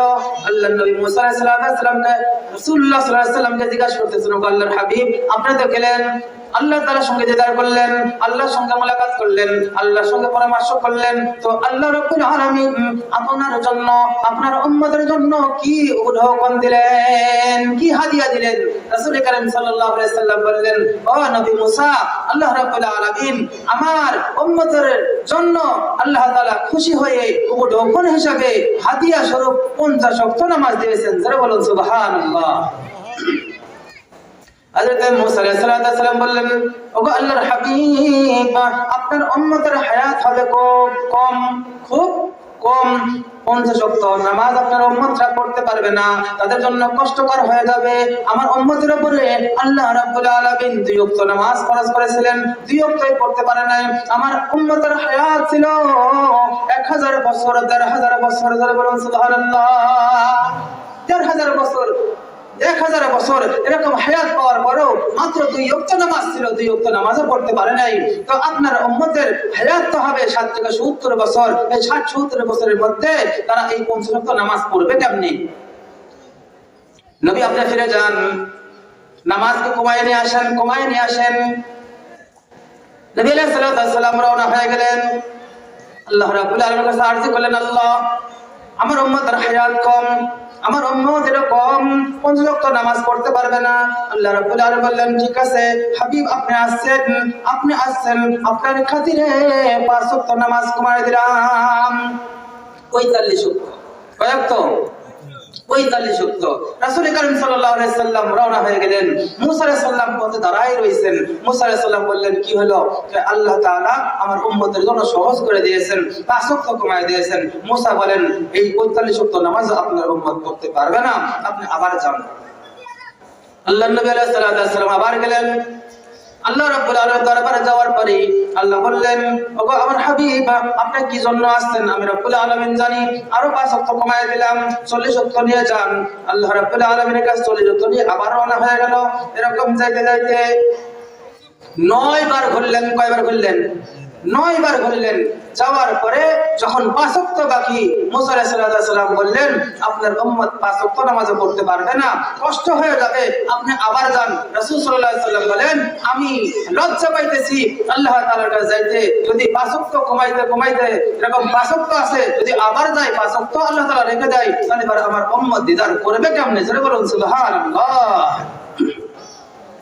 রাসূল কারীম সাল্লাল্লাহু আলাইহি সাল্লাম যখন কথা বললেন, আল্লাহ রাব্বুল আলামিন ঘোষণা করলেন, আমার হাবিব আপনি ৫ ওয়াক্ত নামাজ নিয়ে যান, আপনার উম্মতরা ৫ ওয়াক্ত নামাজ পড়বে, কিন্তু আমি রাব্বুল আলামিন ৫০ ওয়াক্ত নামাজ পড়লে যে সওয়াব হয়, আপনার এই উম্মতের উপরে ৫০ ওয়াক্ত নামাজের সওয়াব দিয়ে দেব। যারা বলুন সুবহানাল্লাহ।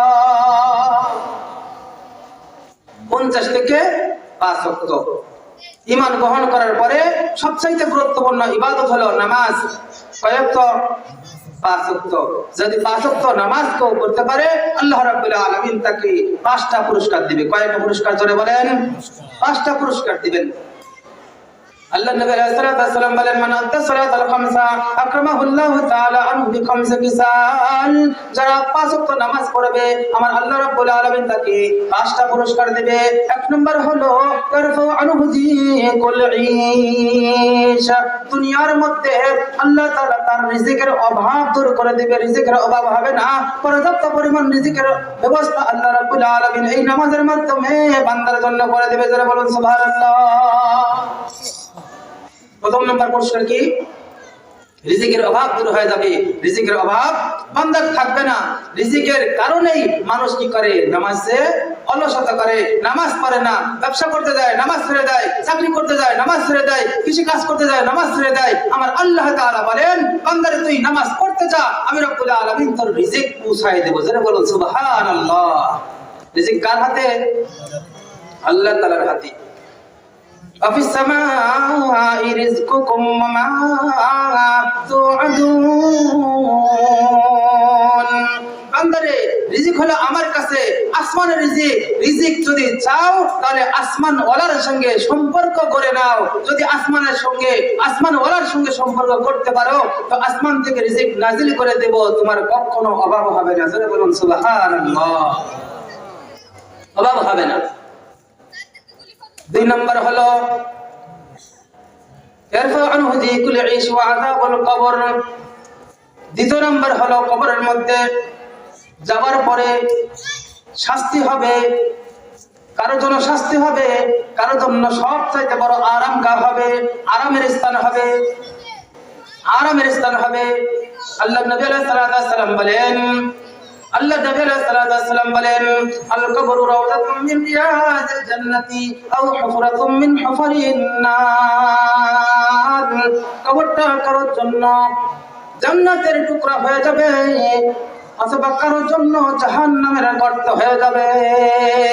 যারা নামাজ পড়বে, আল্লাহ নবী আলাইহিস সালাম বলেন, ইয়ারফাউ আনহু যিকুল ঈশ ওয়া আযাবুল কবর। তার কবরের মধ্যে কোনো আযাব হবে না।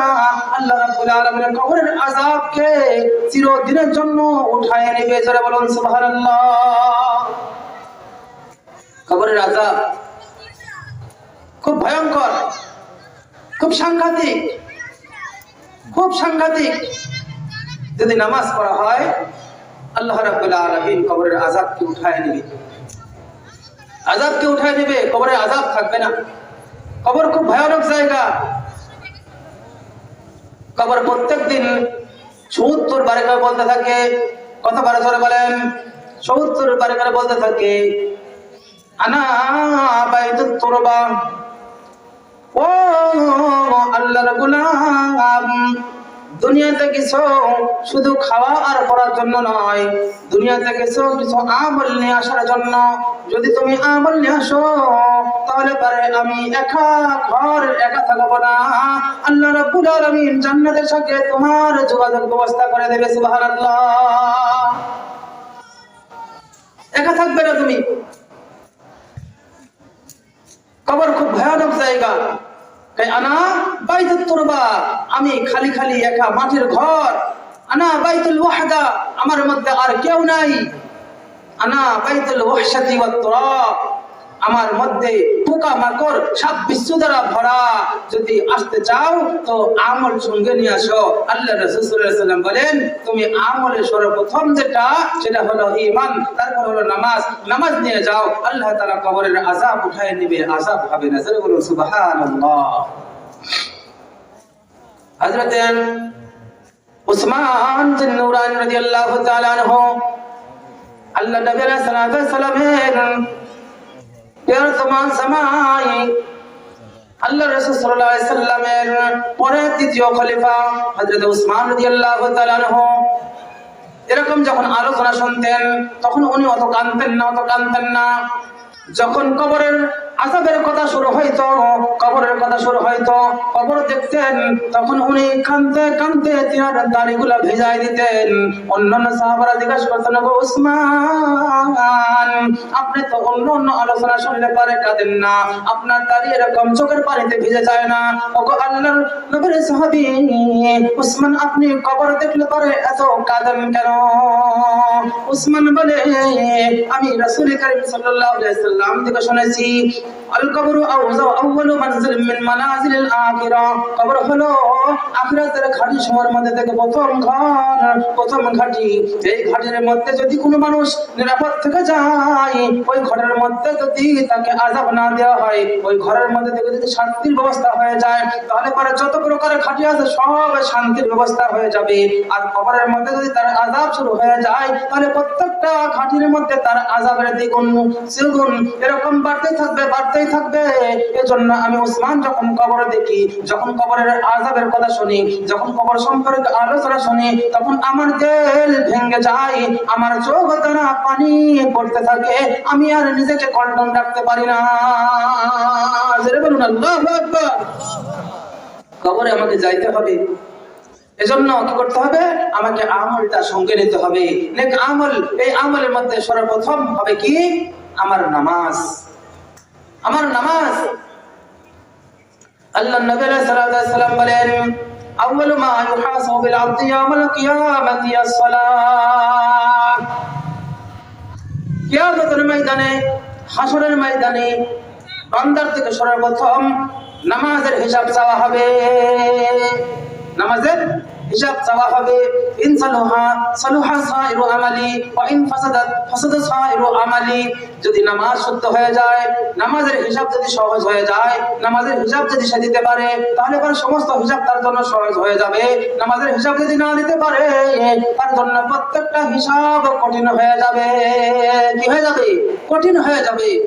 এজন্য নামাজের প্রথম আমার কি করতে হবে? যত্নবান হতে হবে। প্রথম নাম্বার আমাকে নামাজি হতে হবে।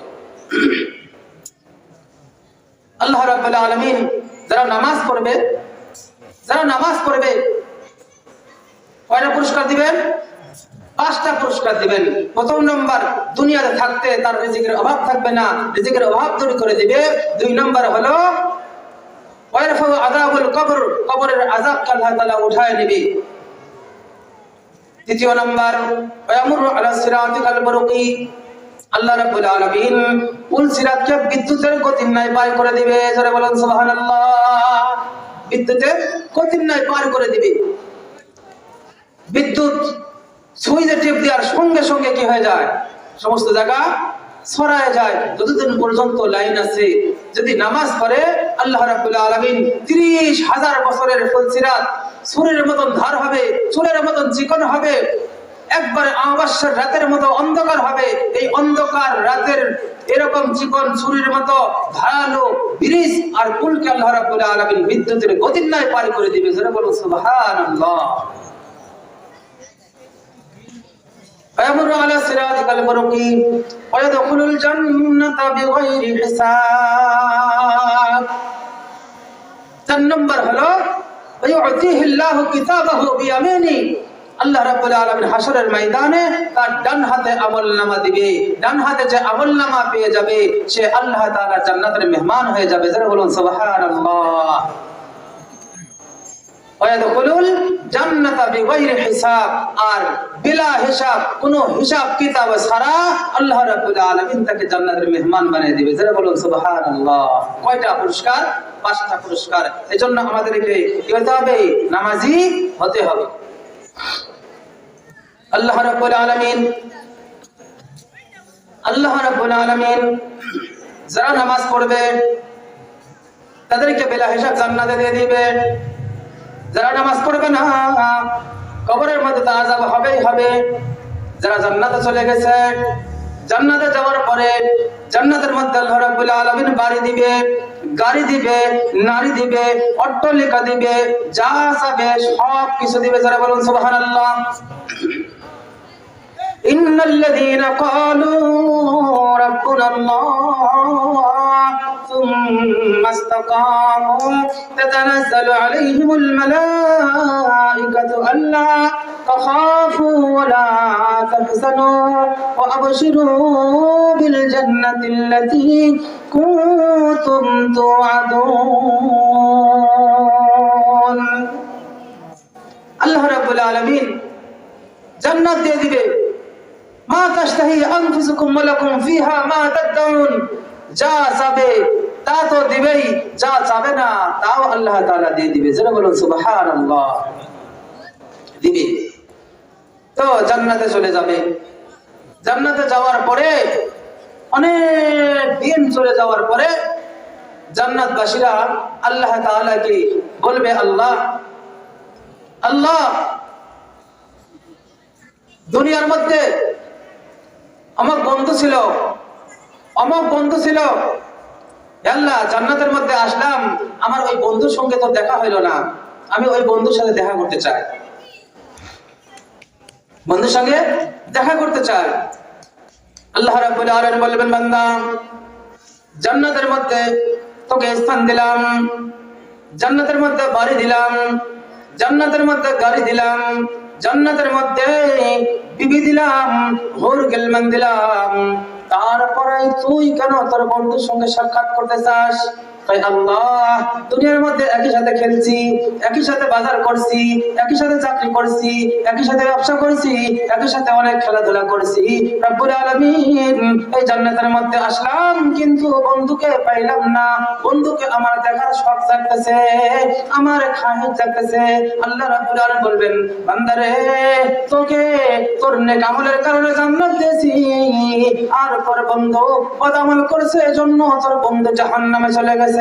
রব্বুল আলামিনকে বলবে, আল্লাহ আমাকে জান্নাত দিছাও, তারপরে আমার বন্ধুকে আমল খারাপ হওয়ার কারণে জাহান্নাম দিছাও, তারপরে আমি তোমার ওই বান্দার সঙ্গে আমার ওই বন্ধুর সঙ্গে সাক্ষাৎ করতে চাই, সাক্ষাতের ব্যবস্থা করে দাও। আল্লাহ রাব্বুল আলামিন বলবেন, এত কিছু দিলাম তারপরে তোমার দেখা করার এত শখ কেন? আল্লাহ রাব্বুল আলামিনকে আল্লাহর বান্দা জান্নাতি বন্ধু বান্ধবে রব্বুল আলামিন আপনি তো বলেছেন, মা তাশতাহি আনফুসুকুম ওয়া লাকুম ফিহা মা তাদউন নুজুলাম মিন গফুরির রহিম।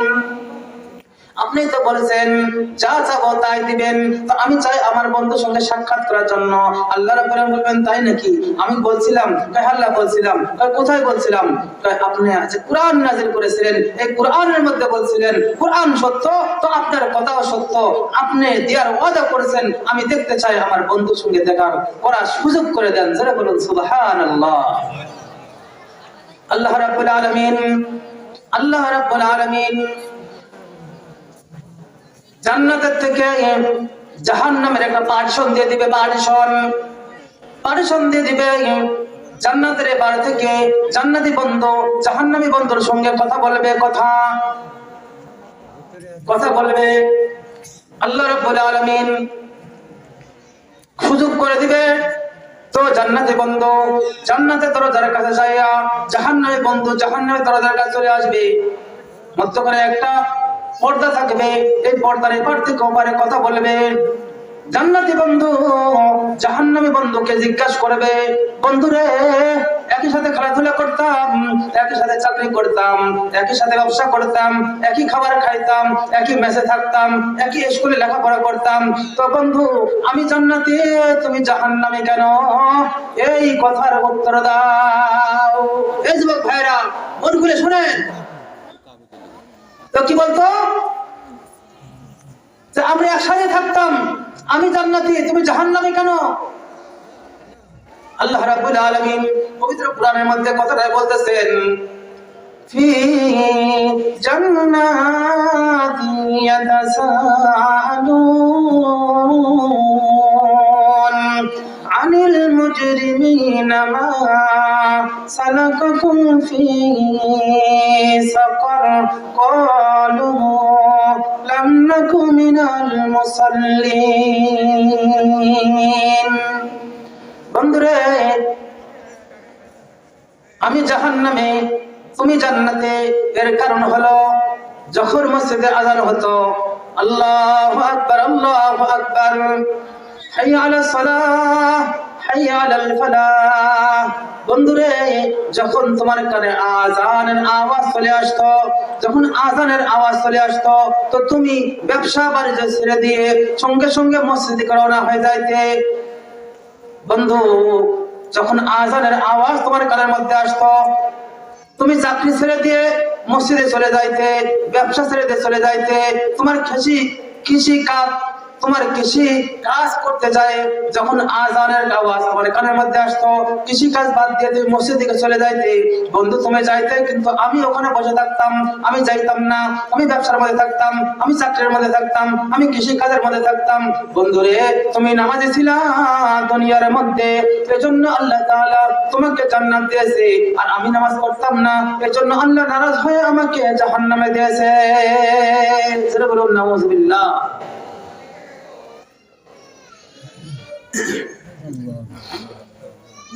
তো প্রথম নাম্বার কি?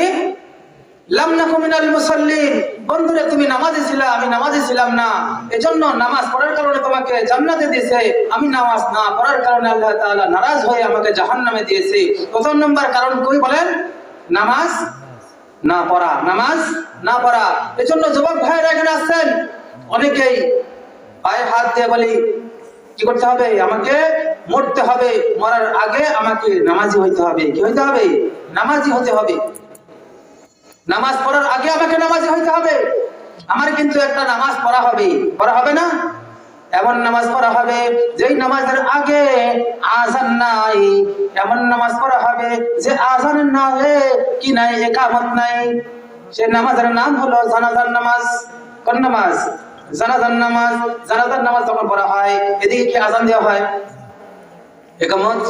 ইকামত দেওয়া হয় না, আযানও দেওয়া হয় না। এজন্য ওই আযান আর ইকামত ছাড়া নামাজের আগে আমাকে নামাজি হইতে হবে। জাহান্নামে যাওয়ার এক নম্বর কারণ হলো নামাজ না পড়া। এক নম্বর নামাজ না পড়া জাহান্নামে যাওয়ার কারণের মধ্যে অন্যতম একটা কারণ। প্রথম নম্বর হলো নামাজ না পড়া। দুই নম্বর, মা সালাকাকুম ফি সাকার ক্বালু লাম নাকু মিনাল মুসাল্লিন ওয়া লাম নাকু নুতঈমুল মিসকিন। দুই নম্বর কারণ হলো আমরা টাকা পয়সাওয়ালা ছিলাম, অনেক টাকা পয়সার মালিক ছিলাম। তো যখন ফকির আসতো, অসহায় দরিদ্ররা আসতো, তো আমাদের দরবারে যখন সওয়াল করতো, তো বন্ধু তোর দোকানে আসলে পারে তুই এরকম 10 টাকা দিতি, 100 টাকা দিতি, 500 টাকা দিতি, দরিদ্র অসহায় গরিব মানুষকে তুই সাহায্য করতি। বন্ধু আমার কাছে আসলে পারে আমি পকেট ধরে রাখতাম, পকেট থেকে 2 টাকা বাইর করতাম না, তোরা দিতি আমরা দিতাম না। এজন্য তোদেরকে আল্লাহ তাআলা খুশি হয়ে জান্নাত দিছে, আর আমাকে জাহান্নাম দিছে। কেন? আমার মাল ছিল, আমি আল্লাহর রাস্তায় দিই নাই। দ্বিতীয় নাম্বার জাহান্নামে যাওয়ার কারণ কি জোরে বলেন? দান না করা, কি না করা, দান না করা, ফকির মিসকিনকে না দেওয়া। বান্দারে যখন আল্লাহ রাব্বুল আলামিন অনুমতি দিবে, বন্ধুরে জিজ্ঞাসা করবে, বন্ধু তুমি আইছো কেন? আইসি প্রথম নাম্বার কারণ হলো আমি নামাজে ছিলাম না। 2 নম্বর হলো যখন মসজিদে মাদ্রাসায় যখন সমাজ কল্যাণ কোনো কাজে তোমার কাছে দেখা চাইতো, তুমি সঙ্গে সঙ্গে এরকম বড় একটা দান দিয়ে দিতাম। যখন আমার কাছে চাইতো পকেট ধরে রাখতাম, পকেট থেকে বাতাসও বাইরে হয়ে যাওয়ার সুযোগ দিতাম না, পকেটে টাকা রেখে দিতাম। তারপরে যখন মরে যায় সব টাকা পকেট থেকে কাটি রেখে দেয়, আমি খালি চলে আসছি, তারপরে আল্লাহর রাস্তায় দান করি নাই। এজন্য তুমি জান্নাতে গেছো আর আমি জাহান্নামে আসলাম। 2 নম্বর কারণ হলো আল্লাহর রাস্তায় দান না করা, কি না করা, আল্লাহ তাআলার রাস্তায় দান না করা। 3 নম্বর وَكُنَّا نَخُوضُ مَعَ الْخَائِضِينَ। 3 নম্বর কারণ হলো আমি মানুষের কি করতাম, অযথা কথা বলে বলতাম, অযথা কথা বলতাম, যে কথার কোনো ফায়দা নাই, যে কোনো দাম নাই, অযথাই এমনি করতাম, ফায়দা ফসল পারতাম। তুমি তোমার জবান দিছে, তুমি যখন অবসর পাইতা, তুমি যখন একা একা থাকতা, তো তোমার জবান দ্বারা আল্লাহ তাআলার জিকির বাইর হইতো, তোমার দ্বারা ভালো কথা বাইর হইতো, তোমার জবান দ্বারা আল্লাহ তাআলার কোরআনে কারীম তেলাওয়াত করা হইতো, তোমার জবান দ্বারা আল্লাহ রাসূল সাল্লাল্লাহু আলাইহি ওয়াসাল্লামের হাদিস পড়া হতো। বন্ধুরে তুমি জবান দ্বারা ভালো কাজ করতা, ভালো উচ্চারণ করতা, কোরআন পড়তা, জিকির করতা, আর আমার জবান দ্বারা আমি গান করতাম, ফাহিশা কথা বলতাম, মানুষকে গালি দিতাম। এজন্য বন্ধু তোমাকে আল্লাহ তাআলা জান্নাত দিয়েছে আর আমাকে জাহান্নাম দিয়েছে। তোমার জবান সব সময় পবিত্র থাকতো আর আমার জবান সব সময় নাপাক থাকতো। তোমার জবান সব সময় আল্লাহ তাআলা জিকির করতো আর আমার জবান সব সময় মানুষের কি করতো, গীবত করতো। তোমার জবান আল্লাহ তাআলার কোরআন তেলাওয়াত করতো আর আমার জবান মানুষের কি করতো, খারাপ ভাষায় গালিগালাজের জন্য ব্যবহার হইতো। বন্ধুরা এজন্য তোমাকে জান্নাত দেওয়া হয়েছে আর আমাকে জাহান্নাম দেওয়া হয়েছে। 3 নম্বর কারণ কি বলেন, জবান দ্বারা ভালো কাজ না করা। 3 নম্বর জাহান্নামে যাওয়ার কারণ কি, জবানকে খারাপ কাজে ব্যবহার করা, জিহ্বাকে খারাপ কাজে ব্যবহার করা। দেখেন আল্লাহ রাব্বুল আলামিন জবান দিয়েছে কয়টা, জোরে বলেন, জিহ্বা কয়টা? জিহ্বা একটা। আল্লাহ রাব্বুল আলামিন এই একটা জিহ্বা তাও শরীরের বাইরে দেয় নাই, ভিতরে দিছে। ভিতরে দেওয়ার পরে আল্লাহ রাব্বুল আলামিন শক্ত একটা পাসির দিছে, শক্ত একটা পাসির দিছে, শক্ত একটা পাসির দিছে। এই দাঁতগুলো দেখেন না কত শক্ত, শক্ত পাসির দিছে। এই পাসিরের মধ্যে কি রাখছে, জিহ্বাকে রাখছে। জিহ্বা খুব নরম, জিহ্বা খুব ছোট্ট, হাত অনেক বড় না, পা অনেক বড় না, অনেক বড়। আল্লাহ রাব্বুল আলামিন জিহ্বা দিয়েছে ছোট, চোখ দিয়েছে কয়টা? আল্লাহ তাআলা চোখ দিয়েছে 2টা। আলাম নাজআল লাহু আইনাইন ওয়া লিসানান ওয়া শাফাতাইন ওয়া হাদাইনাহুন নাজদাইন। আল্লাহ রাব্বুল আলামিন বলেন, বান্দারে আমি রাব্বুল আলামিন তোমাকে চোখ দিছি 2টা, কান দিছি 2টা, তোমার নাক দিছি, নাকের ছিদ্র দিছি 2টা। আমি রাব্বুল আলামিন তোমাকে জিহ্বা দিছি একটা। এই জিহ্বা আবার সাধারণ বাহিরে দেই নাই, আমি রাব্বুল আলামিন 2টা পার্সন দিছি। 1 নম্বর হলো শক্ত পাসির, একটা হলো একটা আবরণ, এটা হলো ঠোঁট। এই ঠোঁট দিছি, এই ঠোঁট ভেদ করে তারপরে দাঁত, তারপরে হচ্ছে জিহ্বা। বান্দারে তুমি সব সময় আজে বাজে কথা বলবা না। কি করো, আমি যেরকম ভিতরে দিছি তোমার জবানটাকে ভিতরে রাখো। যে কথা কবা এটা আল্লাহর জন্য কবা, যে কথা বলবা আল্লাহর জন্য বলবা। যদি বলতে হয় তাহলে আল্লাহর কথা বলতে হবে। কার কথা বলতে হবে? আল্লাহর কথা বলতে হবে। বান্দারে আমি জিহ্বা দিছি একটা, জিহ্বা দিছি একটা। कै खुदा ने ज़बा एक दी कान दो, কাহে এক জব শুনলে ইনসান দো। মানুষের থেকে 2টা কথা শোনো আর একটা কথার জবাব দাও। তার কারণ আমি কান দিছি 2টা, কি দিছি? কান দিছি 2টা, মানুষের কথা 2টা শোনো আর জবান দিছি একটা, উত্তর একটা দাও, বেশি দিও না। তার কারণ জবান থেকে যা বাইর হবে সব আমার ফেরেশতা আছে তোমার সঙ্গে, সেই সব ফেরেশতা লিখে রাখতেছে। যারা বলুন সুবহানাল্লাহ। কিরামান কাতিবিন, يعلمون ما تفعلون কিরামান কাতিবিন সর্ব অবস্থায় আমাদের সঙ্গে আছেন, সর্ব অবস্থায় আমাদের সঙ্গে থাকেন। আমরা যা করি এগুলা সব কিরামান কাতিবিন লেখেন। মা ইয়ালফিযু মিন কাওলিন ইল্লা লাদাইহি রাকীবুন আতীদ। বান্দারে, তোমার জবান দ্বারা যে কথা বলো সব কথাগুলা আমার রব্বুল আলামিনের পক্ষ থেকে আমি রব্বুল আলামিন তোমাদের নিগরানি করার জন্য, তোমাদের গোয়েন্দাগিরি করার জন্য রেখে দিয়েছি। সব কিছু জবান থেকে যা বাহির করো এটা সব রেকর্ডিং হচ্ছে। যারা বলুন সুবহানাল্লাহ। আমার মোবাইল চালু করে দেওয়া হয়েছে, যে কথাগুলো এখানে বলছি সবগুলা মোবাইলের মধ্যে সেভ করা আছে কি নাই? সেভ করা আছে। আল্লাহ রাব্বুল আলামিন বলেন এরকম করে আমার ফেরেশতারা সেভ করে রাখতেছে। এজন্য তুমি যখন বলবা তো ভালো কথা বলবা, দুইটা কথা মানুষের থেকে শুনবা, একটা কথার জবাব দিবা, বেশি কথা বলবা না। বেশি কথা যদি বলো তাহলে আল্লাহর কথা বলো, যদি বেশি কথা বলতে চাও তাহলে আল্লাহ তাআলার কোরআন পড়তে থাকো, যদি বেশি কথা বলতে চাও তাহলে আল্লাহ তাআলার জিকিরের মধ্যে লেগে যাও। তো ফেরেশতারা লিখবে, কি লিখবে? বেশি বেশি জিকির লিখবে, বেশি বেশি কোরআন তেলাওয়াত করা লিখবে, বেশি বেশি আল্লাহ তাআলার কালাম তেলাওয়াত করাই কথা লিখবে, খারাপ কথা লিখবে না। খারাপ কথা লিখবে না। তো জাহান্নামে যাওয়ার তৃতীয় নাম্বার কারণ হলো অকুন্না নাখুযু মাআল খায়িদিন। অনর্থক বেশি বেশি কথা বলার কারণ এটা হলো জাহান্নামে যাওয়ার কারণ। জোরে বলুন নাউযুবিল্লাহ। চতুর্থ নাম্বার হলো অকুন্না নুকাযযিবু বিয়াউমিদ্দিন। কিয়ামতের দিবসের উপরে আমরা বিশ্বাস রাখছিলাম না, বিশ্বাস করতাম না। অর্থাৎ দুনিয়াতে আসছি, খাওয়া দাওয়া ফুর্তি করো, দুনিয়াটা মস্ত বড়, দুনিয়ায় আল্লাহ তাআলা পাঠাইছেন ইবাদত করার জন্য, একথা ভুলে গেছিলাম। আইছি আর খাইছি আর গরুর মতো হাঁকছি আর কি করছি, দুনিয়া থেকে বিদায় গ্রহণ করেছি। আল্লাহর রাসূল সাল্লাল্লাহু আলাইহি সাল্লাম বলেন আল্লাহ রাব্বুল আলামিন জাহান্নামে যাওয়ার কারণ এটা বর্ণনা করেছেন যে অকুন্না নুকাযযিবু বিয়াউমিদ্দিন। আমার পরবর্তীতে হিসাব দিতে হবে, কবরের মধ্যে যে আযাব আছে, কবরের মধ্যে যে মুনকার নাকিরের সওয়াল জবাব আছে, এটা আমি বিশ্বাস করতাম না। এজন্য আল্লাহ রাব্বুল আলামিন তোমাকে জান্নাত দিয়েছে আর আমাকে জাহান্নাম দিয়েছে। যারা বলুন নাউযুবিল্লাহ। তো চারটা কারণ, কয়টা কারণ? জাহান্নামে যাওয়ার চারটা কারণ আল্লাহ রাব্বুল আলামিন এই সূরার মধ্যে উল্লেখ করেছেন। দ্বিতীয় নম্বর হলো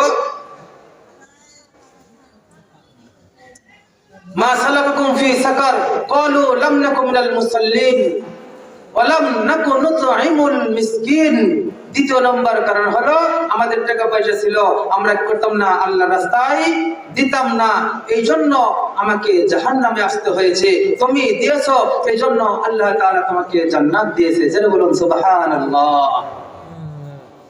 এজন্য মসজিদের উন্নতি কল্পে আপনাদের মাহফিল, এজন্য মসজিদে দান আমাদেরকে করতে হবে। যদি মসজিদের মধ্যে দান করি, আল্লাহ রাসূল সাল্লাল্লাহু আলাইহি সাল্লাম বলেন মান বারা লিল্লাহি মাসজিদান বারাল্লাহু লাহু বাইতান ফিল জান্নাহ। যে দুনিয়ার মধ্যে মসজিদ ঘর নির্মাণ করবে, আল্লাহ রাব্বুল আলামিন তার জন্য জান্নাতে ঘর নির্মাণ করবে। যারা বলুন সুবহানাল্লাহ। জান্নাতে ঘর নির্মাণ আমাদের সবার জন্য হোক, এটা আমরা চাই কি চাই না? যারা যারা চাই ইনশাআল্লাহ হাত তুলে দেখায় আল্লাহ তাআলাকে। আল্লাহ তোমার বান্দারা সকলেই জান্নাতের মধ্যে ঘর চাই। রব্বুল আলামিন দুনিয়াতে তোমার ঘর নির্মাণ করে ওই ঘরের মালিক আমাদের সবাইকে হওয়ার তৌফিক দিয়ে দাও। যারা বলুন সুবহানাল্লাহ। বাদশা হারুনুর রশিদ, বাদশা হারুনুর রশিদের নাম শোনেন নাই? বাদশা হারুনুর রশিদ উনি একটা মসজিদ ঘর নির্মাণ করবে। উনি তো বাদশা মানুষ, বাদশা তো ঘোষণা করছে যে আমি একটা মসজিদ বানাবো, খুব দৃষ্টিনন্দন মসজিদ হবে। শর্ত হলো এই মসজিদের মধ্যে অন্য কারোরও দান নেব না, শুধুমাত্র আমার টাকা দ্বারাই মসজিদ নির্মাণ করবো। তার কারণ সাথে বাদশা অনেক বড় ধনী। বাদশা হারুনুর রশিদ যত রাজমিস্ত্রি আছে যারা কাজ করবে সকলকে ডাকছে, ইঞ্জিনিয়ারকে ডাকছে, মিস্ত্রিকে ডাকছে।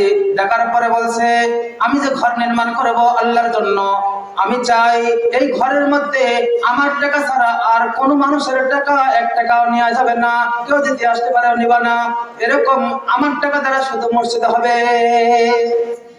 যাক, কাজ, যে কথা সেই কাজ শুরু হয়ে গেছে, মসজিদ নির্মাণ হয়ে গেছে। মসজিদ নির্মাণ হয়ে গেছে, মানুষ নামাজ পড়া শুরু করে দিয়েছে, যেই আসে সেই তাজ্জব হয়ে যায়, এত সুন্দর মসজিদ বানাইছে, এত সুন্দর কারুকার্য, এত বড় মসজিদ, দেখতে খুব সুন্দর। সকলেই বাদশাহ হওয়ার জন্য দোয়া করে, আল্লাহ তুমি এরকম বাদশাহ আমাদের জন্য দীর্ঘজীবী করে দাও, দীর্ঘ হায়াত দিয়ে দাও, বিভিন্ন ধরনের দোয়া করি। আল্লাহ রাব্বুল আলামিন বাদশাহ হারুন রশিদ যে মসজিদ নির্মাণ করেছে, রাসূল ওয়াদা করেছে তার জন্য জান্নাতের মধ্যে ঘর বানায় দিবে আমার আল্লাহ। এটা কার কথা ধরে বলেন? আল্লাহ তাআলার কথা। মৌলভী হরগিজ না গুফতা, মৌলভী হরগিজ না গুফতা, তা না গুফতা মুস্তাফা, মুস্তাফা হরগিজ না গুফতা, তা না গুফতা জিবরাইল, জিবরাইল হরগিজ না গুফতা, তা না গুফতা রব্বুল জলিল। আমি যে কথা বলতেছি এই কথাগুলা আমি ততক্ষণ পর্যন্ত বলতে পারতাম না, এই কথাগুলো ততক্ষণ পর্যন্ত আল্লাহ আল্লাহ রাসূলের কথা বলতো না, হতো না, ততক্ষণ পর্যন্ত আমার কাছে আল্লাহ রাসূলের কথা উস্তাদের মাধ্যমে না পৌঁছেছে, ঠিক কিনা? আল্লাহ রাসূলের কথা উস্তাদের মাধ্যমে আমার কাছে পৌঁছছে, এই জন্য আপনাদেরকে শোনাইতে পারতেছি। যদি আমাদের কাছে উস্তাদের মাধ্যমে রাসূল থেকে না আসতো তাহলে পরে এই কথা আপনারা শুনতেন না। তো আমরা যে কথা বলি এই কথাগুলা সরাসরি কার কথা? আল্লাহ রাসূল সাল্লাল্লাহু আলাইহি সাল্লামের কথা। রাসূল সাল্লাল্লাহু আলাইহি সাল্লাম বলেন, আমি ততক্ষণ পর্যন্ত কোনো কথা বলি না, ওয়া মা ইয়ানতিকু আনিল হাওয়া ইন হুয়া ইল্লা ওয়াহয়ুন ইউহা। ততক্ষণ পর্যন্ত আল্লাহ তাআলা জিবরাইলের মাধ্যমে ওহী পাঠান না পাঠান ততক্ষণ পর্যন্ত ওই মুহাম্মদ কোনো কথা বলি না।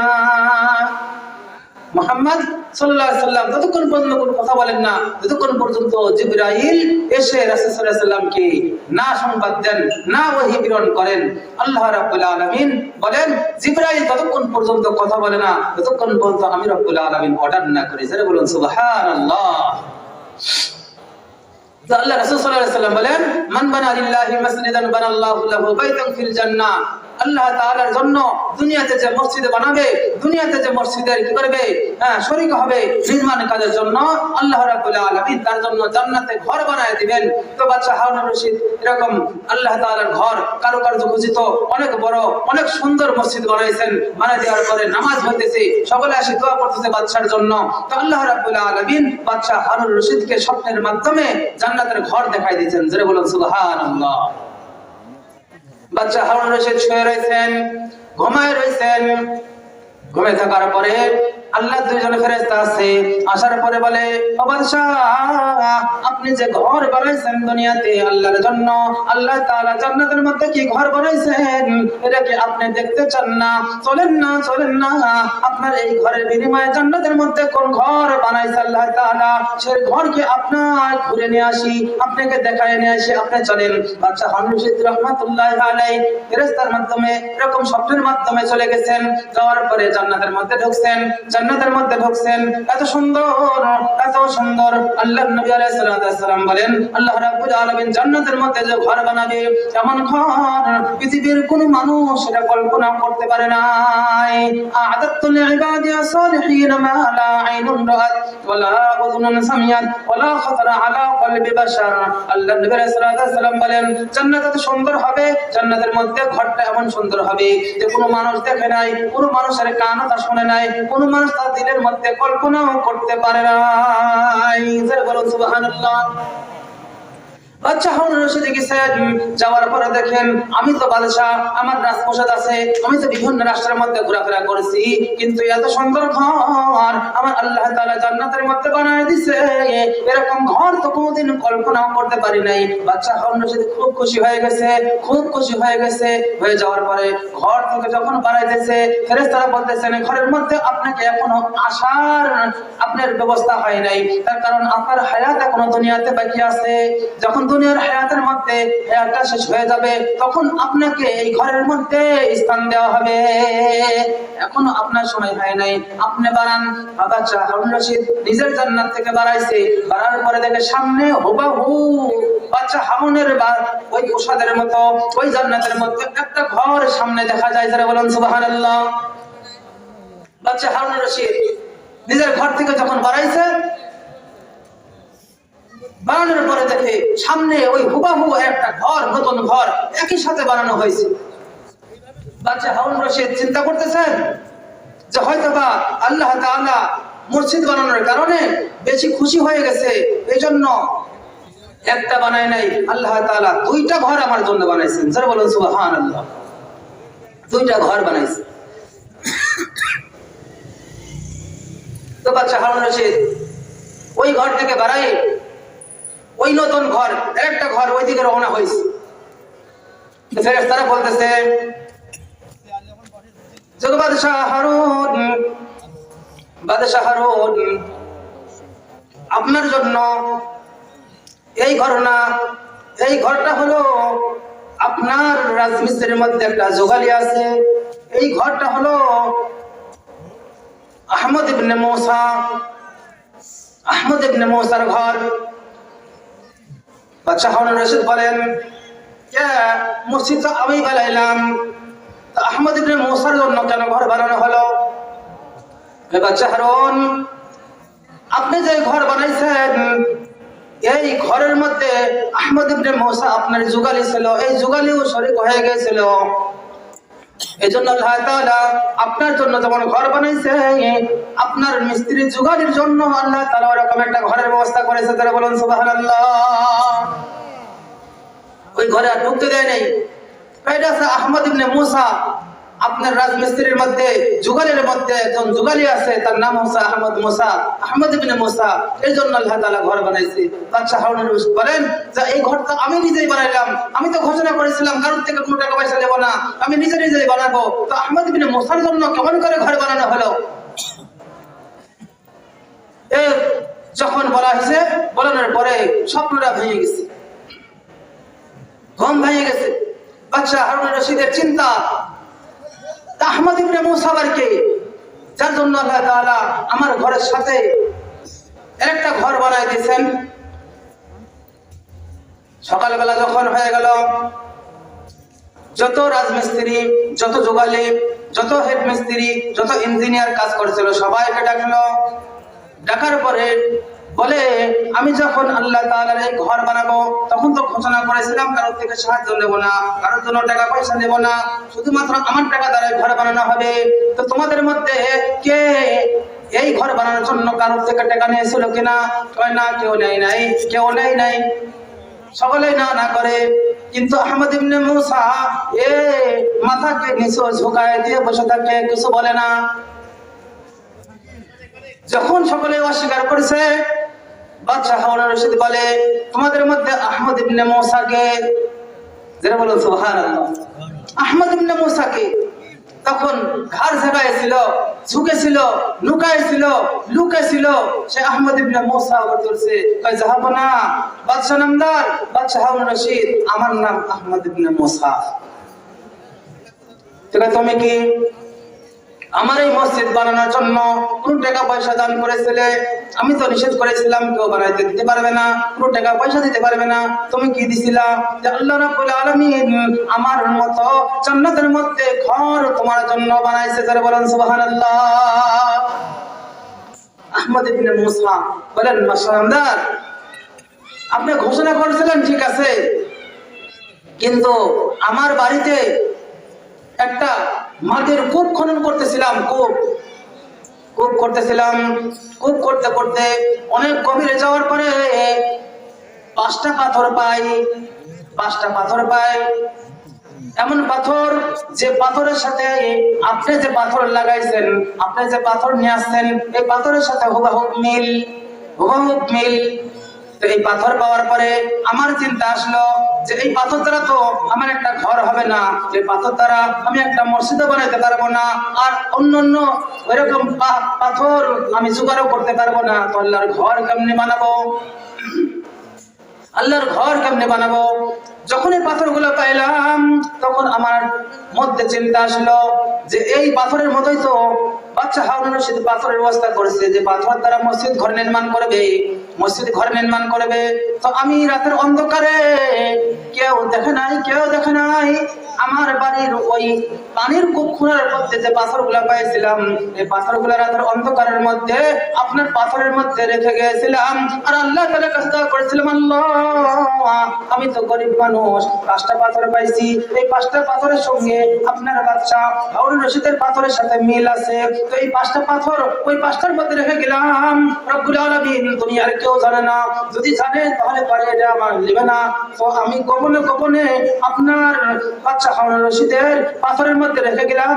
রব্বুল আলামিন বাচ্চা হারুন রশিদকে যে জান্নাত দিবেন ওইরকম জান্নাত আমার জন্য একটা ব্যবস্থা করবেন। যারা বলুন সুবহানাল্লাহ। বাচ্চা হারুন রশিদ বলেন এই জন্যই যে আমার জন্য যে ঘর বানাইছে, যেমন কি করছে কারুকার্য করছে, তোমার জন্য ওই একই রকম একই ঘর বানাইছে। তার কারণ তুমি আমার এই ঘরের মধ্যে লুকায় কি করছিলা, সাহায্য করেছিলা।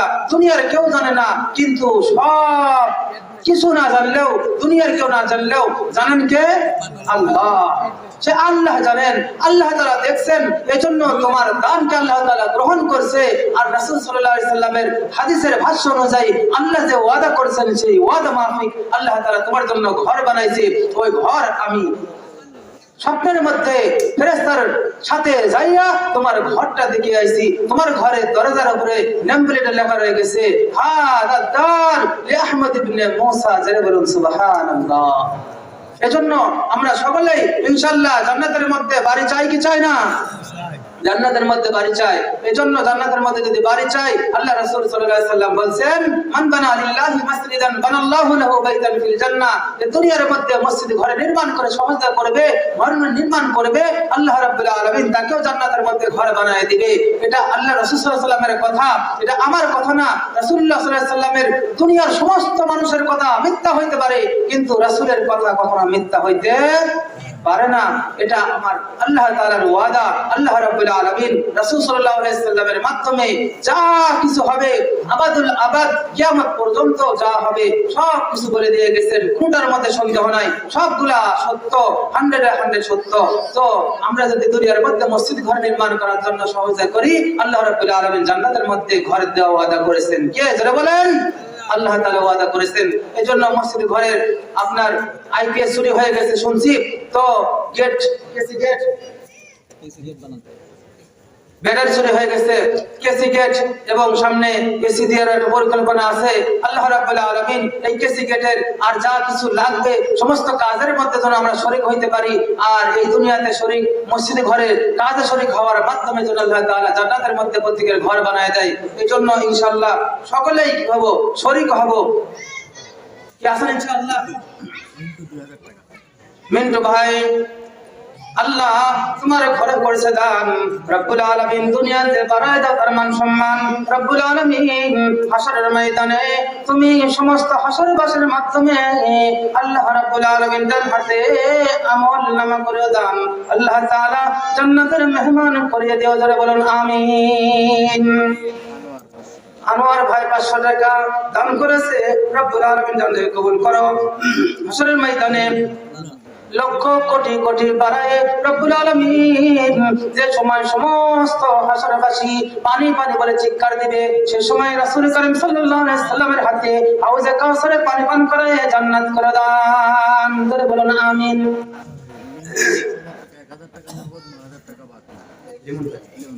লিমন ভাই জোরে বলুন আল্লাহু আকবার।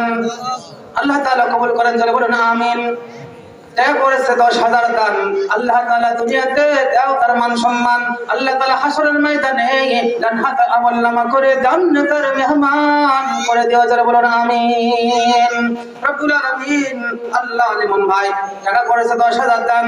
আল্লাহ তার পিতামাতা যারা দুনিয়া থেকে চলে গেছে, আত্মীয়স্বজন চলে গেছে, রব্বুল আলামিন এটাকে হাজার লক্ষ কোটি কোটি গুণ বাড়াইয়ে সকলের আমলনামার মধ্যে দিয়ে করে দান। যারা বলেন আমিন।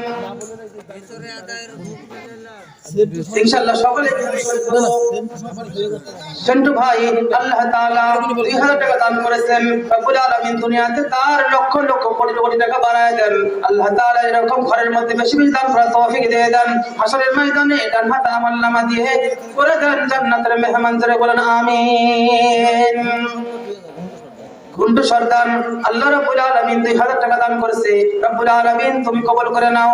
আল্লাহ তাআলা জানে মালে বরকত দান করে দাও। রব্বুল আলামিন দুনিয়াতে মান সম্মান বাড়ায় দাও। হাসরের ময়দানে কঠিন মুসিবতের সময় হাউজের কাউসারের পানি পূরণ করায় আল্লাহ। যারা বলেন আমিন। আমির হোসেন ভাই 2000 টাকা করছে দান। আল্লাহ দুনিয়াতে বাড়ায় দাও তার মান সম্মান। হাসরের ময়দানে রব্বুল আলামিন কঠিন মুসিবতের সময় রাসূলের হাউজে কাউসারের পানি পান করায়। যারা বলেন আমিন। ইদ্রিস ভাই দান করেছে 2000